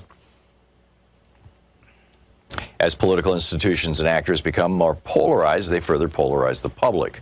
This sets off a feedback cycle. To appeal to a yet more polarized public, institutions must polarize further. When faced with yet more polarized institutions, the public polarizes further, and so on. Understanding that we exist in relationship with our political institutions, that they are changed by us and we are changed by them, is the key to this story. We don't just use politics for our own ends. Politics uses us for its own ends. There are many different types of polarization possible, and I'll discuss some of them later in the book, but the locus of polarization I'll discuss is on political identity. And that requires saying a few words about a term that should be very useful in American politics, but that has become almost useless: identity politics. A core argument of this book is that everyone engaged in American politics is engaged in identity politics. This is not an insult, and it's not controversial. We form and fold identities constantly, naturally.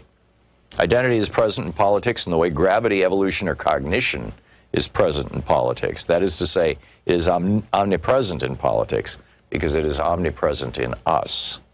There is no way to read the literature on how humans form and protect their personal and group identities, literature I will survey in this book, and believe that any of us is immune.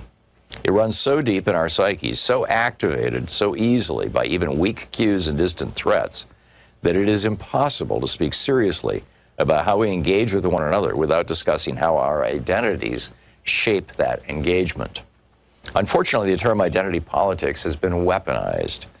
It is most often used by speakers to describe politics as practiced by members of historically marginalized groups. If you're black and you're worried about police brutality, that's identity politics. If you're a woman and you're worried about the male-female pay gap, that's identity politics. But if you're a rural gun owner decrying universal background checks as tyranny, or a billionaire CEO complaining that high tax rates demonize success, or a Christian insisting on nativity scenes in public squares, well, that's just good old-fashioned politics. With a quick sleight of hand, identity becomes something that only marginalized groups have. The term identity politics in this usage obscures rather than illuminates. It's used to diminish and discredit the concerns of weaker groups by making them look self-interested. Special pleading in order to clear the agenda for the concerns of stronger groups, which are framed as more rational, proper topics for normal political debate. But in wielding identity as a blade, we have lost it as a lens, blinding ourselves in a bid for political advantage. We're left searching in vain for what we refuse to allow ourselves to see. All politics is influenced by identity. Those identities are most powerful when they are so pervasive as to be either invisible or uncontroversial. American is an identity. So too is Christian.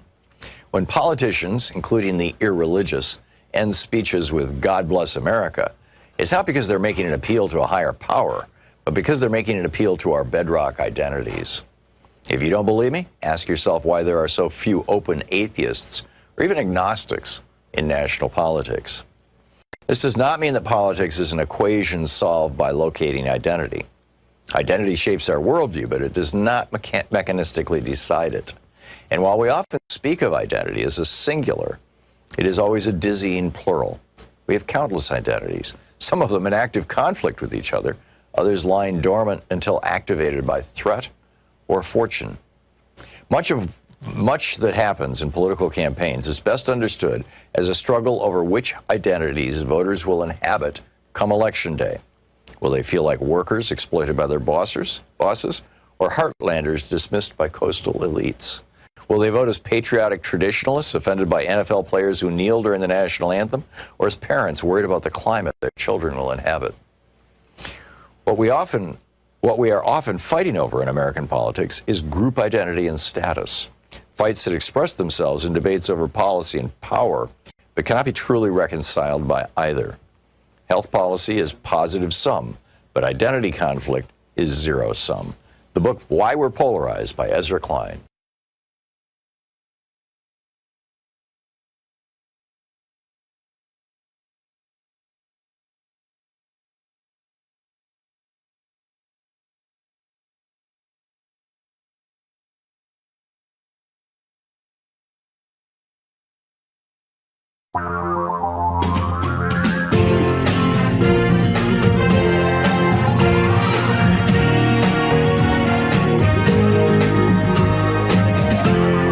This is the Thom Hartmann Program.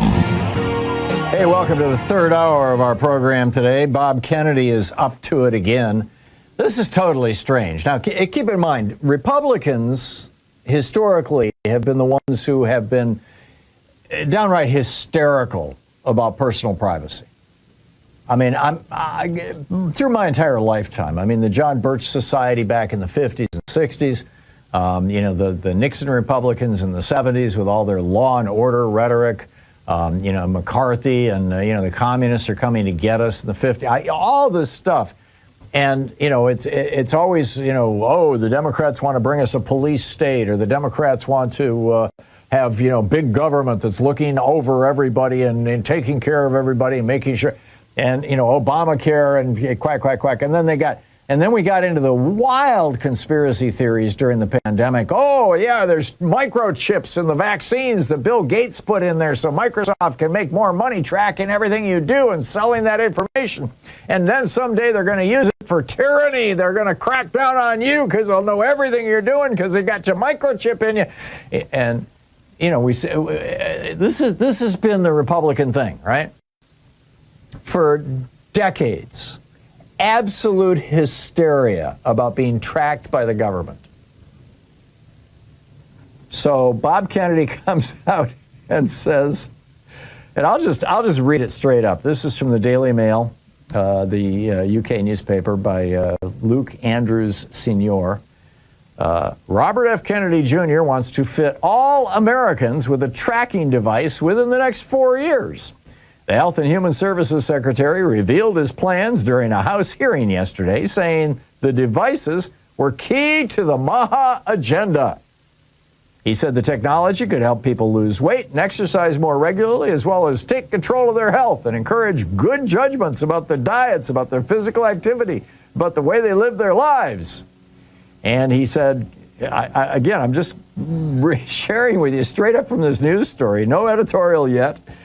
He said he's planning to launch one of the biggest advertising campaigns in history to encourage more people to wear the devices, which range from $99 to nearly $800. By the way, the woman that has been put in charge of the CDC, the woman who has been put in charge of who is the Surgeon General, Casey Means, is also the co-founder of a company called Levels that sells wearable health trackers. And by the way, if you subscribe to the company or if you buy a tracker from the woman who is our Surgeon General, you have to pay her company $199 a year to activate the tracker. Right. And I mean, this is just incredible. Just imagine this, right? This is, Bob Kennedy's got this whole thing set up, and we're all wearing like some kind of, new Bob Kennedy smartwatch. And you go into a restaurant and you say, well, I'll have the high cholesterol, steak with potatoes and butter or something. Well, actually, he wouldn't object to that probably. I'll have the vegan option, and suddenly your watch goes, and you get an electric shock. No, you won't. It's like, bring me some dessert. Nope, can't do that. And then, of course, the smartwatches all have microphones on them, and so they hear you having a conversation with your next door neighbor. That Bob Kennedy and that Donald Trump, I don't think they're so good for the country. I'm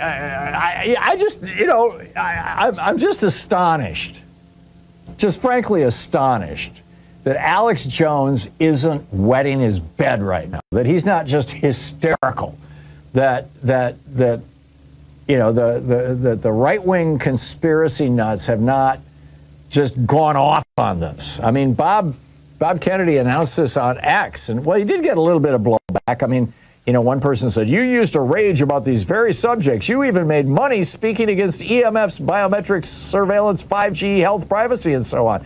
Well, it's another problem. Bob says that, you know, the radiation from these devices, like, you know, my Apple Watch, that the radiation from these devices causes cancer or other problems. But now he wants us all to wear one? Well, hey, if you can monitor people, you know, and if the Surgeon General can make $199 a person, and there's only, what, 300 million of us, we're talking real money here. Oop, I guess I wasn't supposed to say that.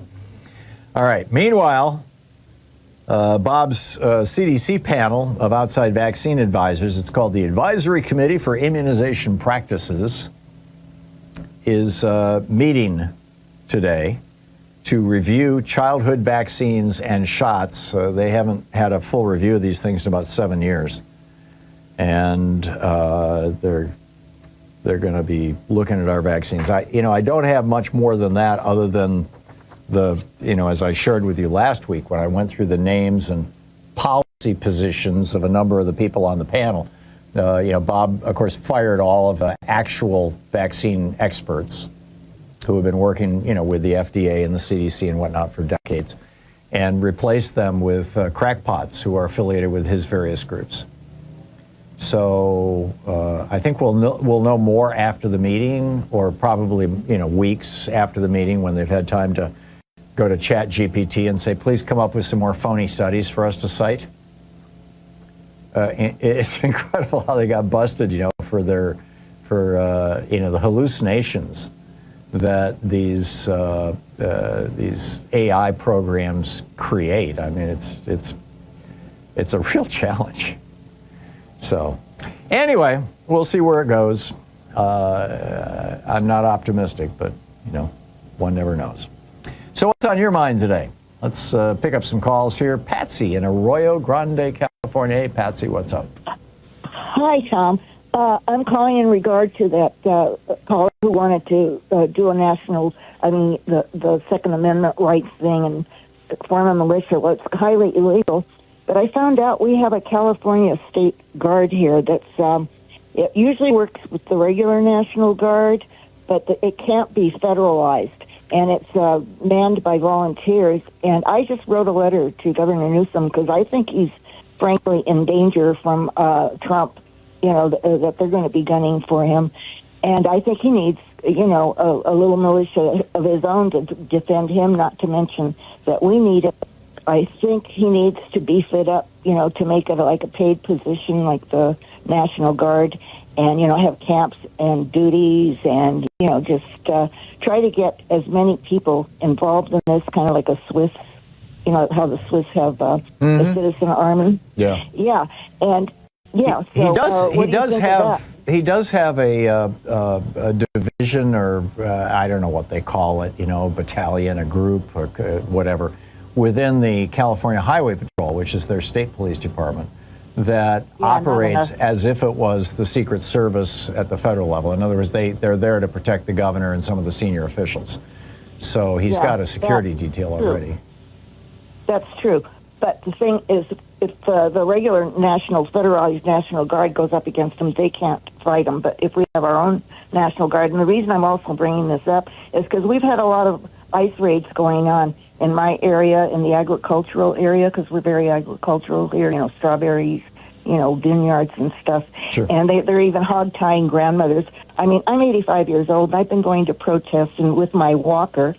And the thing is, I could not be hog-tied, although I will face up to anybody I see doing that. I speak enough Spanish that I could talk to somebody who's being kidnapped, to tell them not to go with them. Yeah. But the thing is, we need somebody to call on, because we could call the police or sheriffs, but they're just not man up. These rural police departments just don't have the, I'm gonna call it the strength to go up against these people. Well, and they're not going to really challenge very federal officers anyway. They might refuse to cooperate with them, but they're not going to challenge them. Yeah, so I think we need to beef up our California State Guard. It's just a thought out there, and I want Californians to please write, or like I did, or call Newsom's office to suggest stuff like that. So before we have enough crazy people around here that would form militias, living up in the hills and stuff. Yeah. So.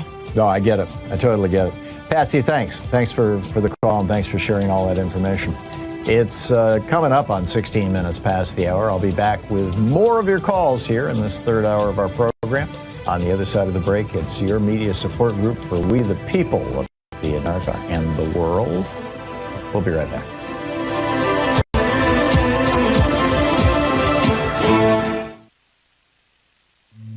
This is the Thom Hartmann Program.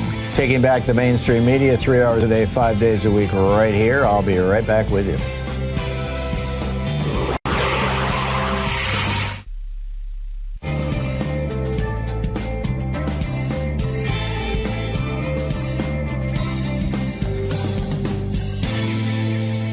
And welcome back. Jason in Bellevue, Washington. Hey, Jason, what's on your mind today? Yeah, I just wanted to comment on the Mamdani campaign in New York. Yeah, go for it. The number of canvassers he had, there's a lot of focus on his really strong social media game, but when he was able to mobilize something on the order of 50,000 canvassers that knocked on over 1 million doors. Wow. And that's the kind of grassroots energy that your average corporate Democrat just cannot muster.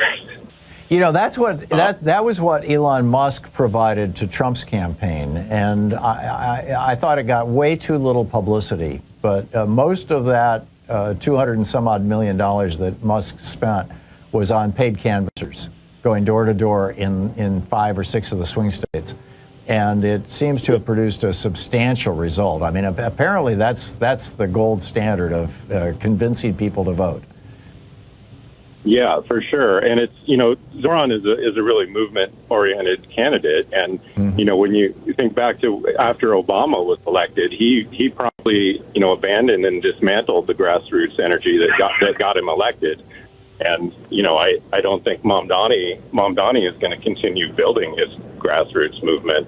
Why not? He will. No, he will. I'm saying he will. I see. Okay. Yeah. I misunderstood. Yeah. In contrast to the approach that a neoliberal might take is use the movement to get elected and then abandon them. Right. Mamdani is going to continue to build the movement. Yeah. I think he's the. It's interesting watching these kind of heir apparents emerge. Heir apparents to Bernie.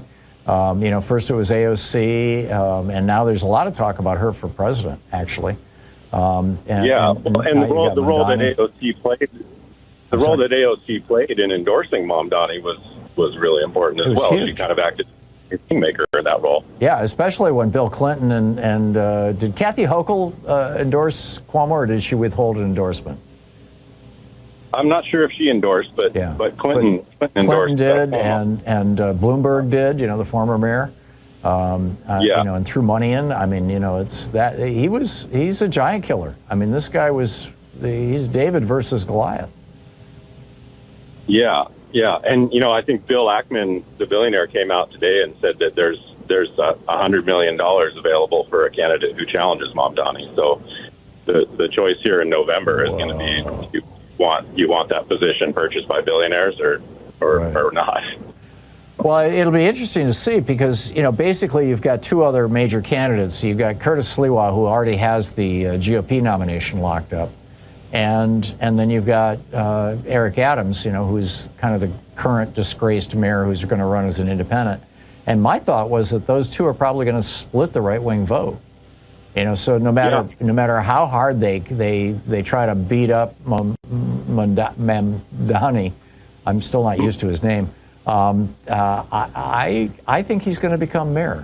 But again, I've never lived in New York. I've spent probably 2 years cumulatively sleeping on my old friend Jerry's couch. We used to be business partners.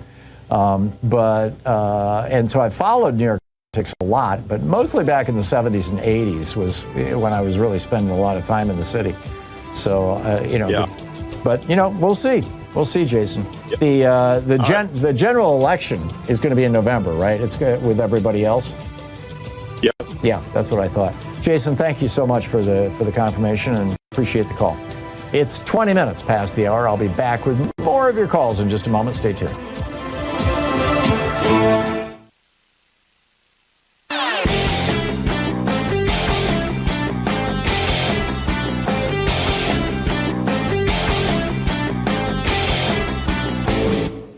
Change starts with you. You can be calling your Democratic or Republican representatives to let them know what you think by calling 202-224-3121. It's the Capitol switchboard. It'll get you right through to them.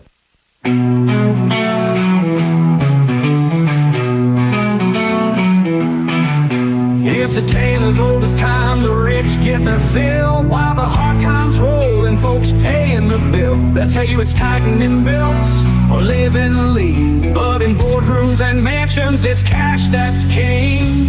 Oh, they play that game when we take the fall. When the market's crashing, they're having a ball. They'll make a fortune when the stocks run dry. For them it's buy low, for us it's goodbye. Investors on edge about a potential shadow Fed chair. Trump is talking about actually announcing who he's going to replace Jerome Powell with come next spring. That's when Powell's term is up, and he almost certainly will be replaced. I mean, here's Trump out calling him stupid and stuff like that, which is, kind of shook the markets a little bit. Dollar is down, Treasury bonds are up after this. Scott Bessent was the guy who, our billionaire Treasury Secretary, who floated the idea that we should have a shadow Fed chair. And then we've got this list: Kevin Warsh, Kevin Hassett, Scott Bessent himself. He might be, campaigning for the job. But undercutting Powell could undermine the perceptions of the Fed's independence. Writes Andrew Ross Sorkin from the New York Times. And he says this is, he quotes a fellow saying, this is a horrible idea and irresponsible. In other words, if you roll out a shadow Fed chair and say, okay, here's what Powell is saying, but here's what our shadow Fed chair, the guy who will be our next Fed chair, is saying, what are you doing? You're undermining the Fed, not just its chairman. And let's be very clear, it's the Federal Open Market Committee, the FOMC, that has the meetings and makes the decisions about interest rates. It's not, Jerome Powell is not a dictator like Donald Trump wants to be. He has influence, but he has some considerable power. But the bottom line is he's got to herd the cats too. Meanwhile, the dollar is still crashing. Since Donald Trump took office, in 5 months, the dollar is down 10%. Now, what that means is that everything that we're importing from overseas just became 10% more expensive because we're paying in dollars, and our dollars just became 10% worth less valuable. Eventually, what that means is that you're going to see a 10% depreciation of the dollar domestically, and when the dollar is depreciated, there's another fancy word for that. It's called inflation. So Trump is setting us up for a terrible inflation. A 10% drop in the dollar, that will start showing up over the next, 6 to 24 months, the next, half a year to 2 years, thereabouts. It takes a while for this stuff to work its way into the economy. And then on top of that, Trump still has record high tariffs. Tariffs that we haven't seen since the 50s, or maybe the 60s, on all kinds of goods. And factories are not relocating into the United States, Donald Trump's lies notwithstanding. I realized he went on a long rant yesterday saying, oh, yeah, we're bringing all these factories back, at NATO, no less, for God's sake. But it's not happening.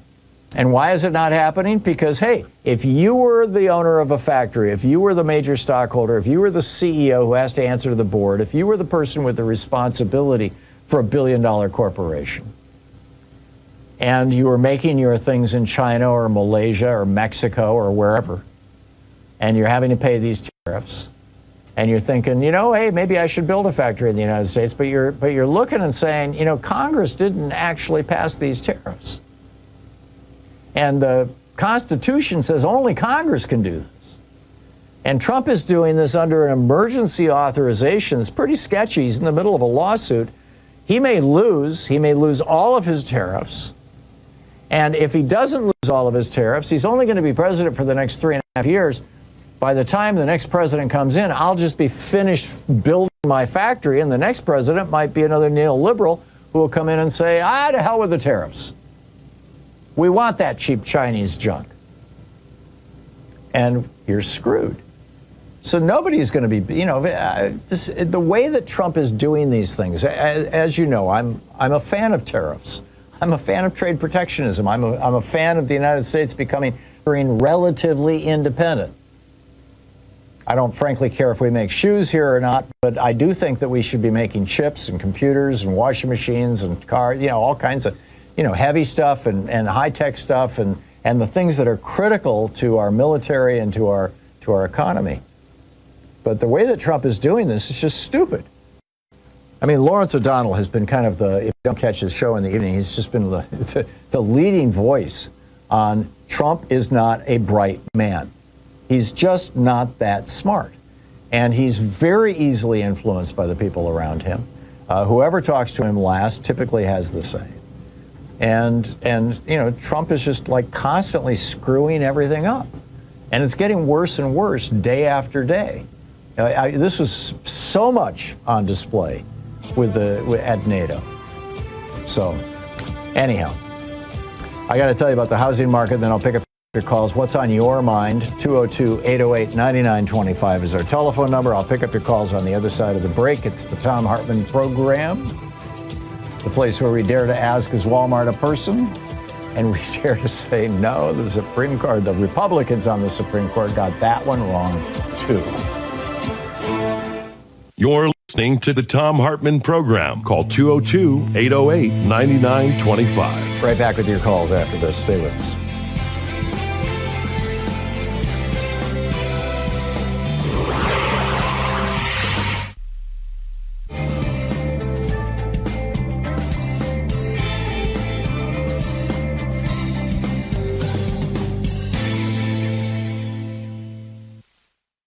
Today we're reading from David Enrich's book, Dark Towers, Deutsche Bank, Donald Trump, and an Epic Trail of Destruction.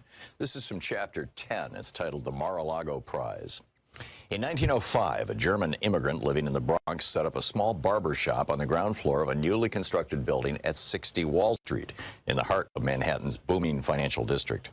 In an era before skyscrapers, the 25-story L-shaped tower was a landmark, its gargoyle-guarded roof visible from the nearby waterfront. The barbershop thrived, offering shaves and trims to a procession of bankers, stock exchange traders, lawyers, and office workers. The barber's name was Frederick Trump. The same year that he opened the shop, his wife gave birth to a boy named Fred. Many years passed, and the barbershop closed, and the old 60 Wall Street gave way in 1989 to a new 60 Wall Street, a 47-story tower topped with a distinctive pyramid roof. For a time, it was home to J.P. Morgan and Company. Then the bank left, and in 2005, Deutsche Bank started relocating its American staff, displaced ever since 9/11, to its new home at 60 Wall Street. And so Frederick Trump's grandson, born to Fred's wife in 1946, became an occasional visitor to the site of his grandfather's old barber shop. Deutsche's relationship with Donald Trump had only deepened since Mike Offit left. Justice Justin Kennedy, this is the son of Justice Anthony Kennedy, Justin Kennedy, now a managing director, had become a key point contact for Trump and helped chaperone large real estate deals for him through the bank. Kennedy's role was to find customers to buy portions of loans after Deutsche dispensed the money, a process that allowed Deutsche Bank to make larger loans than it otherwise could have. Kennedy sometimes sat with Trump in his luxury box at the U.S. Open tennis tournament or at Manhattan nightclubs, where Trump would park himself at a table in the corner facing outward, holding court like a mafia don. Now, with Kennedy's encouragement, Deutsche hurried along a Henry Villard-like path. In 2000, the bank had plunked down another $150 million to be used for the renovations of Trump's building at 40 Wall Street.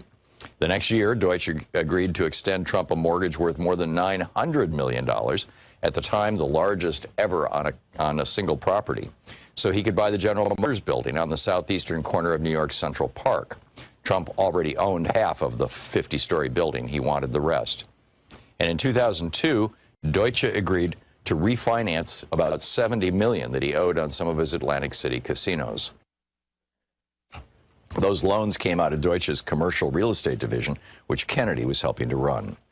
Not everyone was enamored with Trump. Seth Waugh, W-A-U-G-H, one of Edson's many Merrill Lynch recruits and the head of Deutsche's American operations, learned around 2001 that the bank was planning to lend Trump about $500 million to use as he wished, basically an unrestricted cash infusion to stabilize the developer's flagging finances.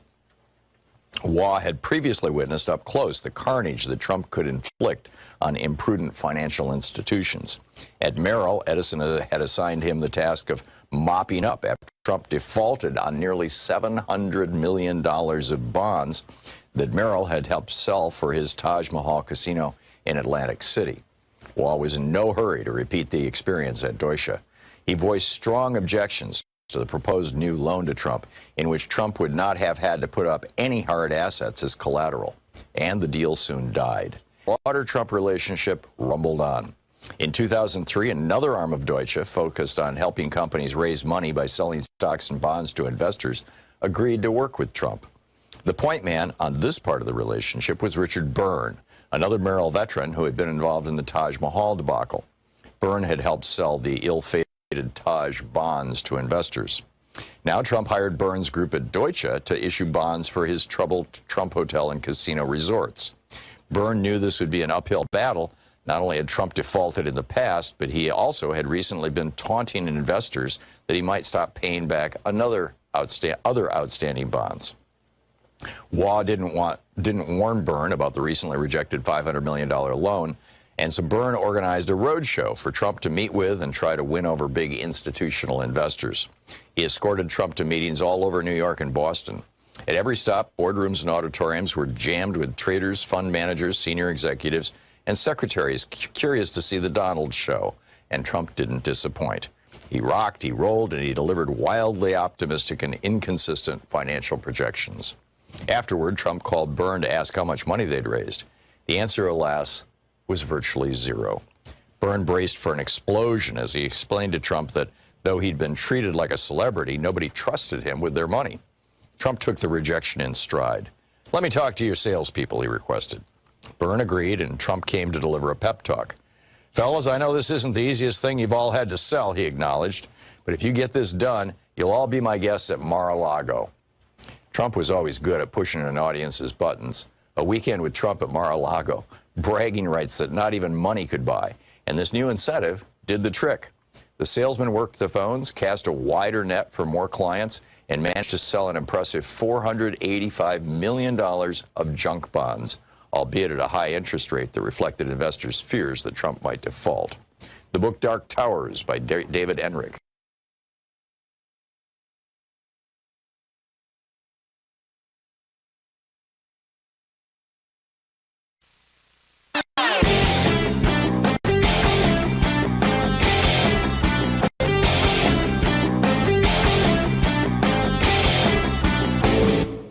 Our daily song is now available on Spotify, Apple Music, Amazon Music, YouTube Music, Pandora, Tidal, Deezer, iHeartRadio, and a whole bunch of other platforms. Just look for songs by Louise and Thom Hartmann. Check it out.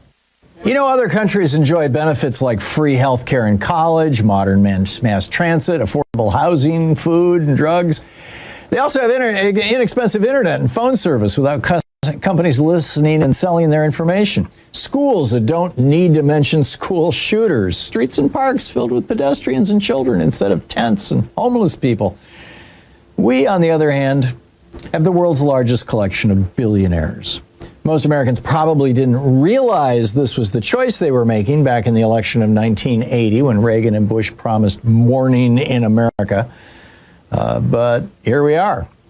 We have been just basically sold out to the billionaires by all these years of Republican, Reaganomics.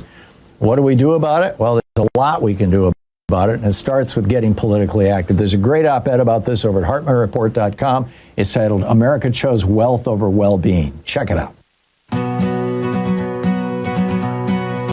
He's selling smoke in a steel-framed dream, talking big about red, white, and machine. Says we'll build it all right here again, but forgets the part where justice begins. Wants to bring back jobs in dusty halls, out the fight that won fair pay for all. No picket lines, no union dues, then welcome back the boss's boots. Trump's factory fantasy, shining chrome, false clarity. No middle class in that made-up past. Without the unions, it won't last. You can build a mill or weld a beam, but without labor, it's just a dream. Trump's factory fantasy, but the truth is plain to see. The middle class won't rise without union. 36 minutes past the hour. Welcome back. Picking up your calls here. Augusta in Cape Vincent, New York. Hey, Augusta, what's up? Hi there, Tom. Thank you for taking my call. My pleasure. I want you to know I've been working, writing letters and emails to all our assemblymen in New York State. That's our New York State legislature, asking them to support the immigration, that the migrants can stay here as long as they're working, and their families can stay here safely, because the families also work with them, but the families don't always have green cards.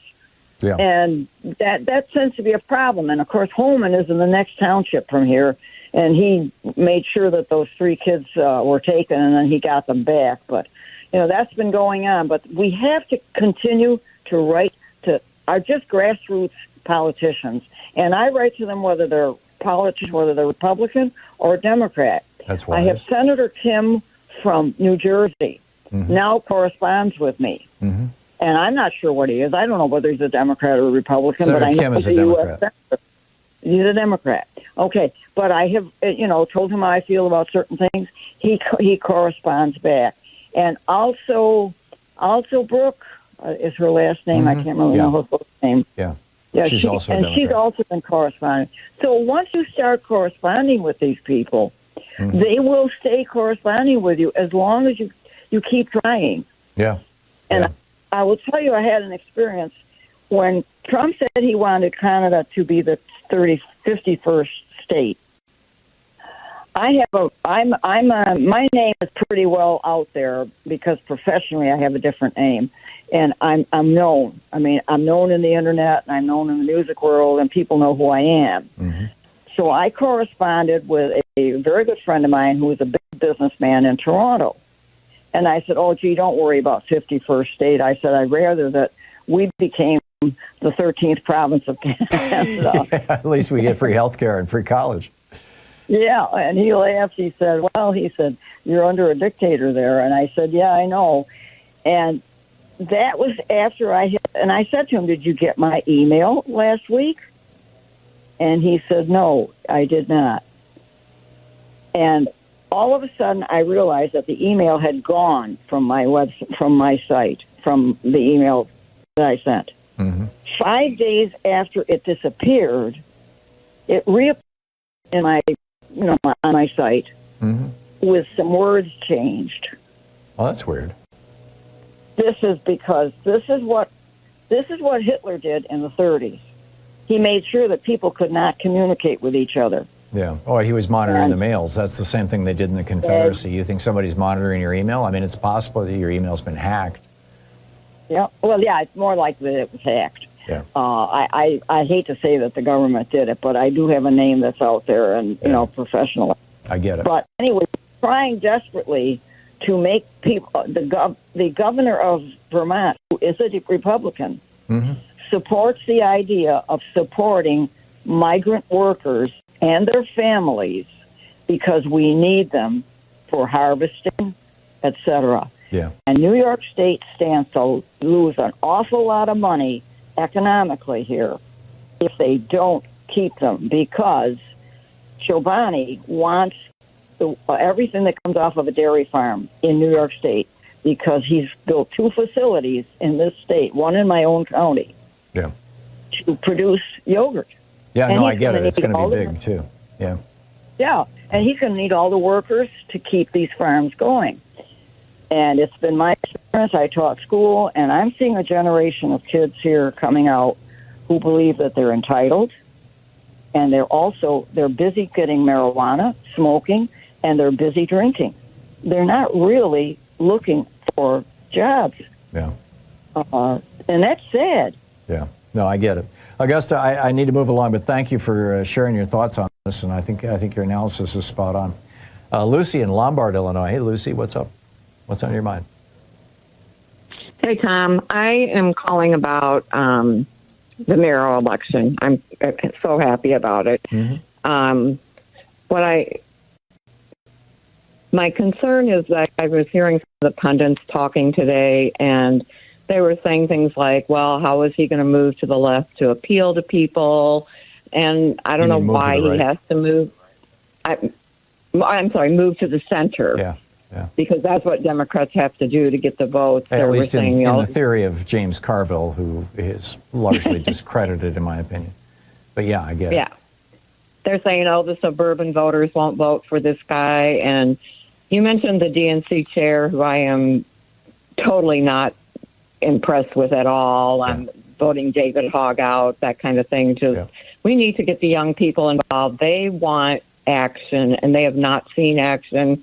And I'll be honest with you, I don't feel like I've seen action. I have supported the Democratic Party all my life, and I want to see some things getting done. So I understand their frustration, and so many of them are like, the 2-party system, it doesn't work, and it's time to let it work and let these young people get in there and change things. So I hope this is a election somehow wakes people up that this is where we need to go. So I agree, and I think it is, and I think that this is like, I don't know, the 5th or 6th or 7th really genuinely progressive candidate who's done really, really well in a Democratic primary or in a Democratic, or in an election in the last 6 months or so, maybe the last year.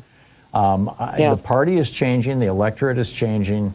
People are sick and tired of these middle of the road, so-called mainstream, so-called centrist, basically on the take Democrats. The kind of Clinton Democrats, the Gottheimer and Jared Golden type Democrats, and they want Bernie. They want AOC. They want some genuine Democrats who talk like FDR, Democrats who get things done like LBJ, Democrats who aren't afraid to speak out and take names and kick ass.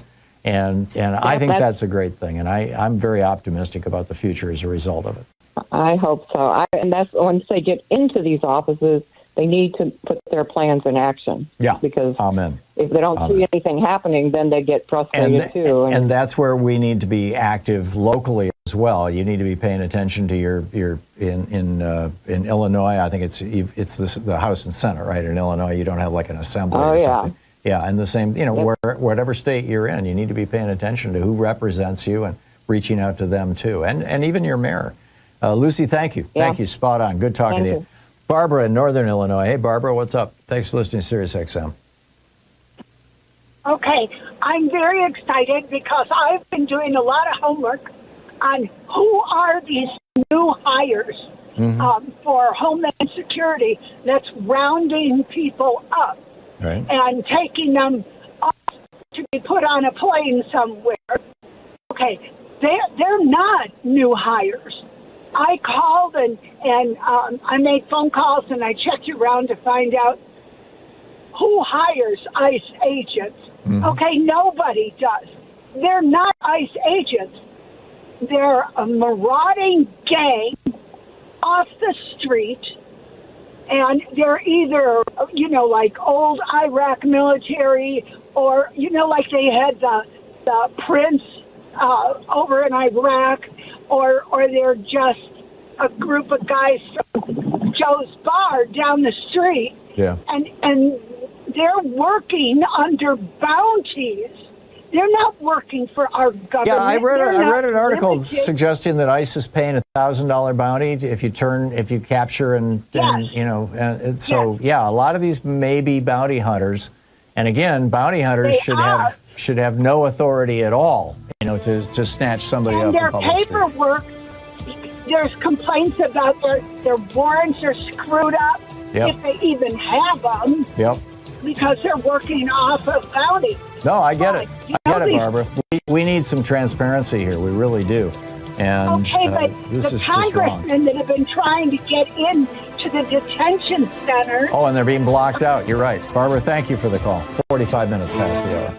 You're listening to Thom Hartmann. Visit thomhartmann.com for audio and video archives. It's the place where despair is not an option. We'll be right back.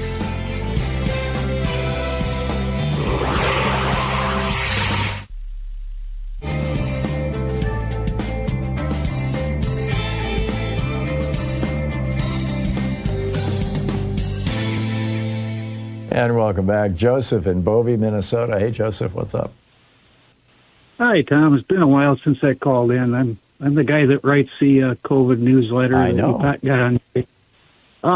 This whole trend with RFK is my stomach's been in tumult since he was appointed. I got dozens of studies that debunk everything he says about him. Mm-hmm. And we are seeing things like diphtheria, tetanus, pertussis, whooping cough, measles. All this is starting to come back. A recent study in the Lancet 2 days ago showed this. Yeah. And between 2013 and now, it's in a sharp decline. And you compound that with what's going on with COVID, and people don't realize what COVID does. It's a system that showed the blood-brain barrier is penetrable, herd immunity is a bunch of BS, et cetera. And if we continue on this path, I put it right there with the crisis of climate change.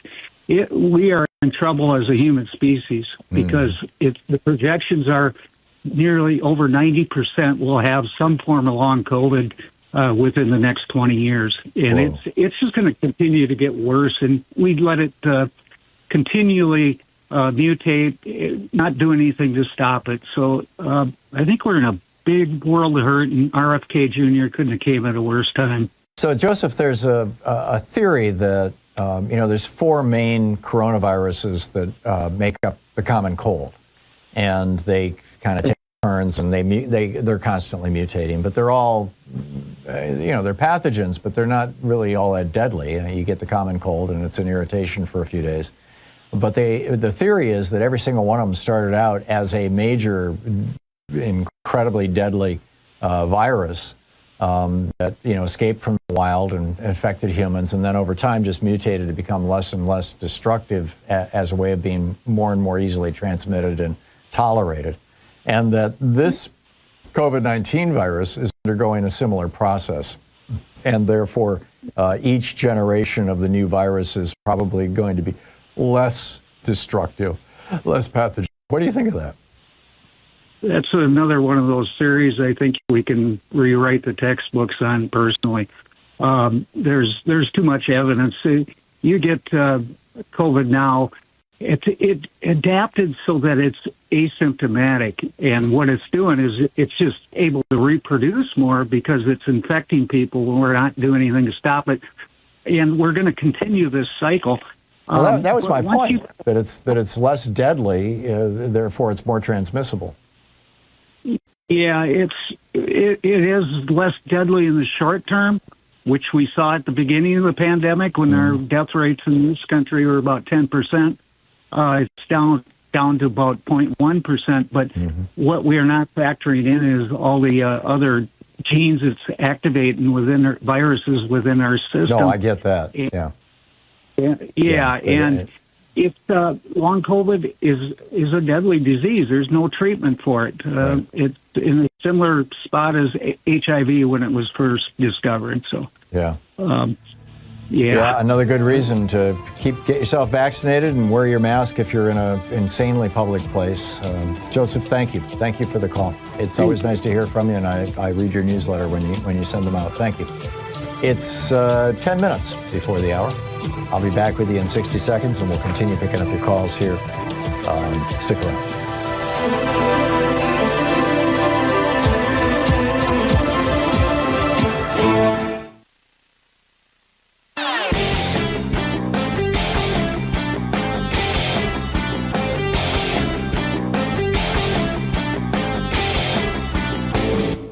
Hey, thanks so much for sharing our program and for reaching out to our stations and sponsors and letting them know that you're listening. It really means a lot to us. When I was a little kid, my grandmother had a piano, and I loved to play it. I was incompetent, but I was figuring out all kinds of stuff. And then I kind of got away from it and, went to school and things got busy and just lost track of it. Well, now there's this fascinating new study out of the University of Geneva, Switzerland, that is making me think maybe I should go back and learn the piano. What they found was that they took a group of 132 healthy older adults, retired, 62 to 78 years old. Half of them learned the piano, half of them took music classes without learning the piano. And what they found was that those who learned the piano actually had the strongest increase in their memory, in their mental competence, their mental faculties. Those who took the music classes also did well, but learning the piano was a huge step. So check it out. There's a whole video about it with all the details over at tom.tv. Roll up, join the fight. We're taking on the billionaires. We're bringing back your rights. The revolution's here. We're knocking on the door. Welcome to Bernie's anti-oligarchy tour. Oh, Bernie's anti-oligarchy tour. Step right up, don't be It's 52 minutes past the hour. Welcome back. Picking up your calls here. Scott in Seattle. Hey, Scott, what's up? Hi, Tom. Well, I had some ideas rolling in my head about some music, and because I like listening to your AI thing that Lois and you were doing, and I wanted to bounce an idea off you because I sing myself, and I'm really good. And so I get ideas, and I'm like, gosh, I want to get those ideas out there, but I'm afraid, especially with AI out there. So I'm just going to give you one. It's the idea of when they say, my thoughts and prayers are with you. If you interpret the blaspheme, because I do believe in Jesus, and I do believe Trump is a blasphemer, maybe even the antithesis of the Christ. I pretty much is. Anyway, the idea is that their plans and plots are against us. So when they say, my thoughts and prayers are with you, what they're actually saying is, my plots and plans are against you. And we need to call them on that when they say it. That's what I think. That's what I'm going to do if anybody ever does that to me. I'm going to say, what did you say? Your plots and plans against me? And then point out Project 2025 and everything they're doing, because it's obvious.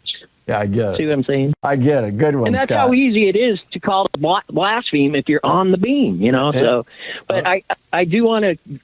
Well, I'd love to talk to you guys about music some more sometime. Maybe not on the air, because a lot of my music you can play on the air. Yeah. Okay. Well, I got it, Scott, and thanks for the call. It's good to hear from you.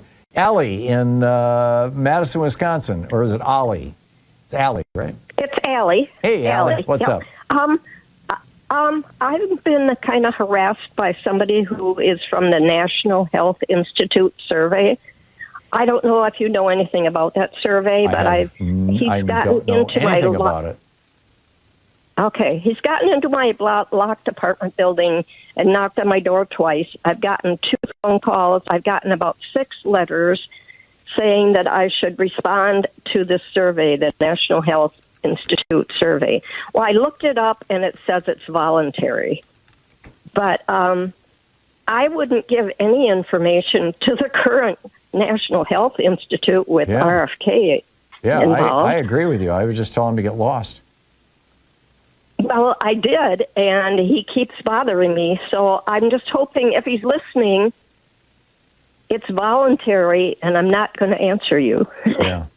Are you sure that this is legitimate? That this isn't somebody? Yeah, it is. I looked it up online, and I called Mark Pocan's office, and they did say it was voluntary. They did look it up for me. Right, but that may all be true, but this guy may not actually be from there. He might be somebody who's just trying to get into right. your apartment so that he could rob you or so that he could talk you into buying a timeshare or something. I mean, who knows? Right. So I have not opened my door and I have not answered the phone. I've got his call marked so I know when he's calling. Yeah. But it's just kind of scary. So I just wanted to let other people know that that might be happening. Yeah. Okay. Well, thank you. That's a public service, Allie. I appreciate the call. Nora in Minneapolis. Hey, Nora. Thanks for listening to KTNF. What's up?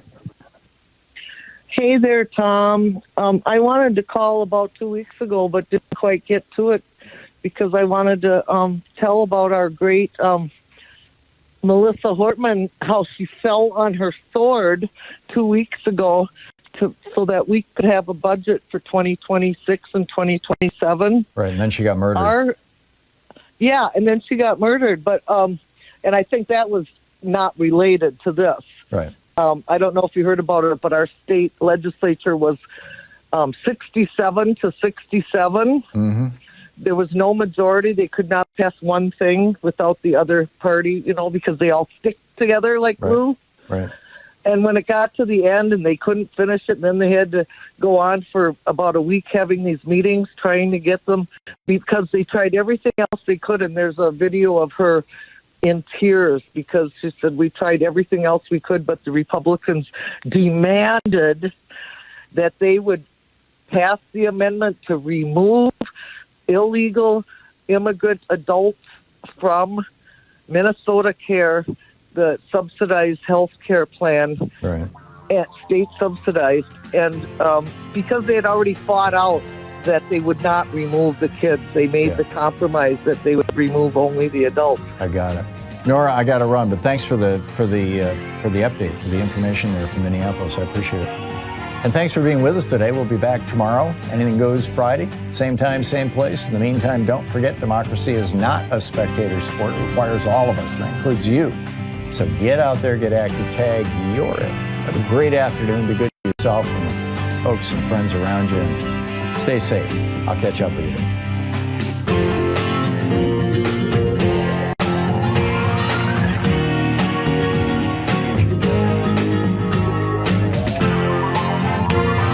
You've been listening to Thom Hartmann. For audio and video archives, visit thomhartmann.com.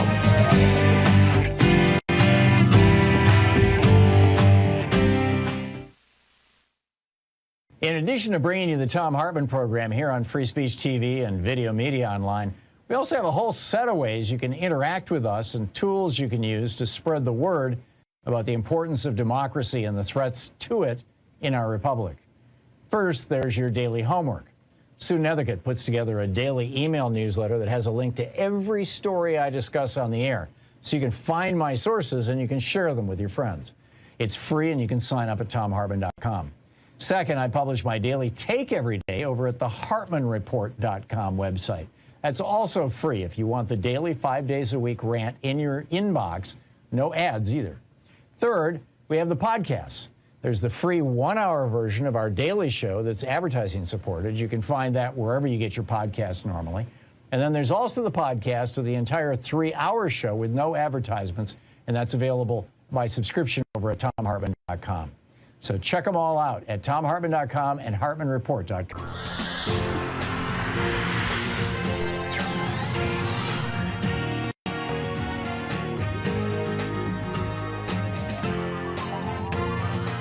We say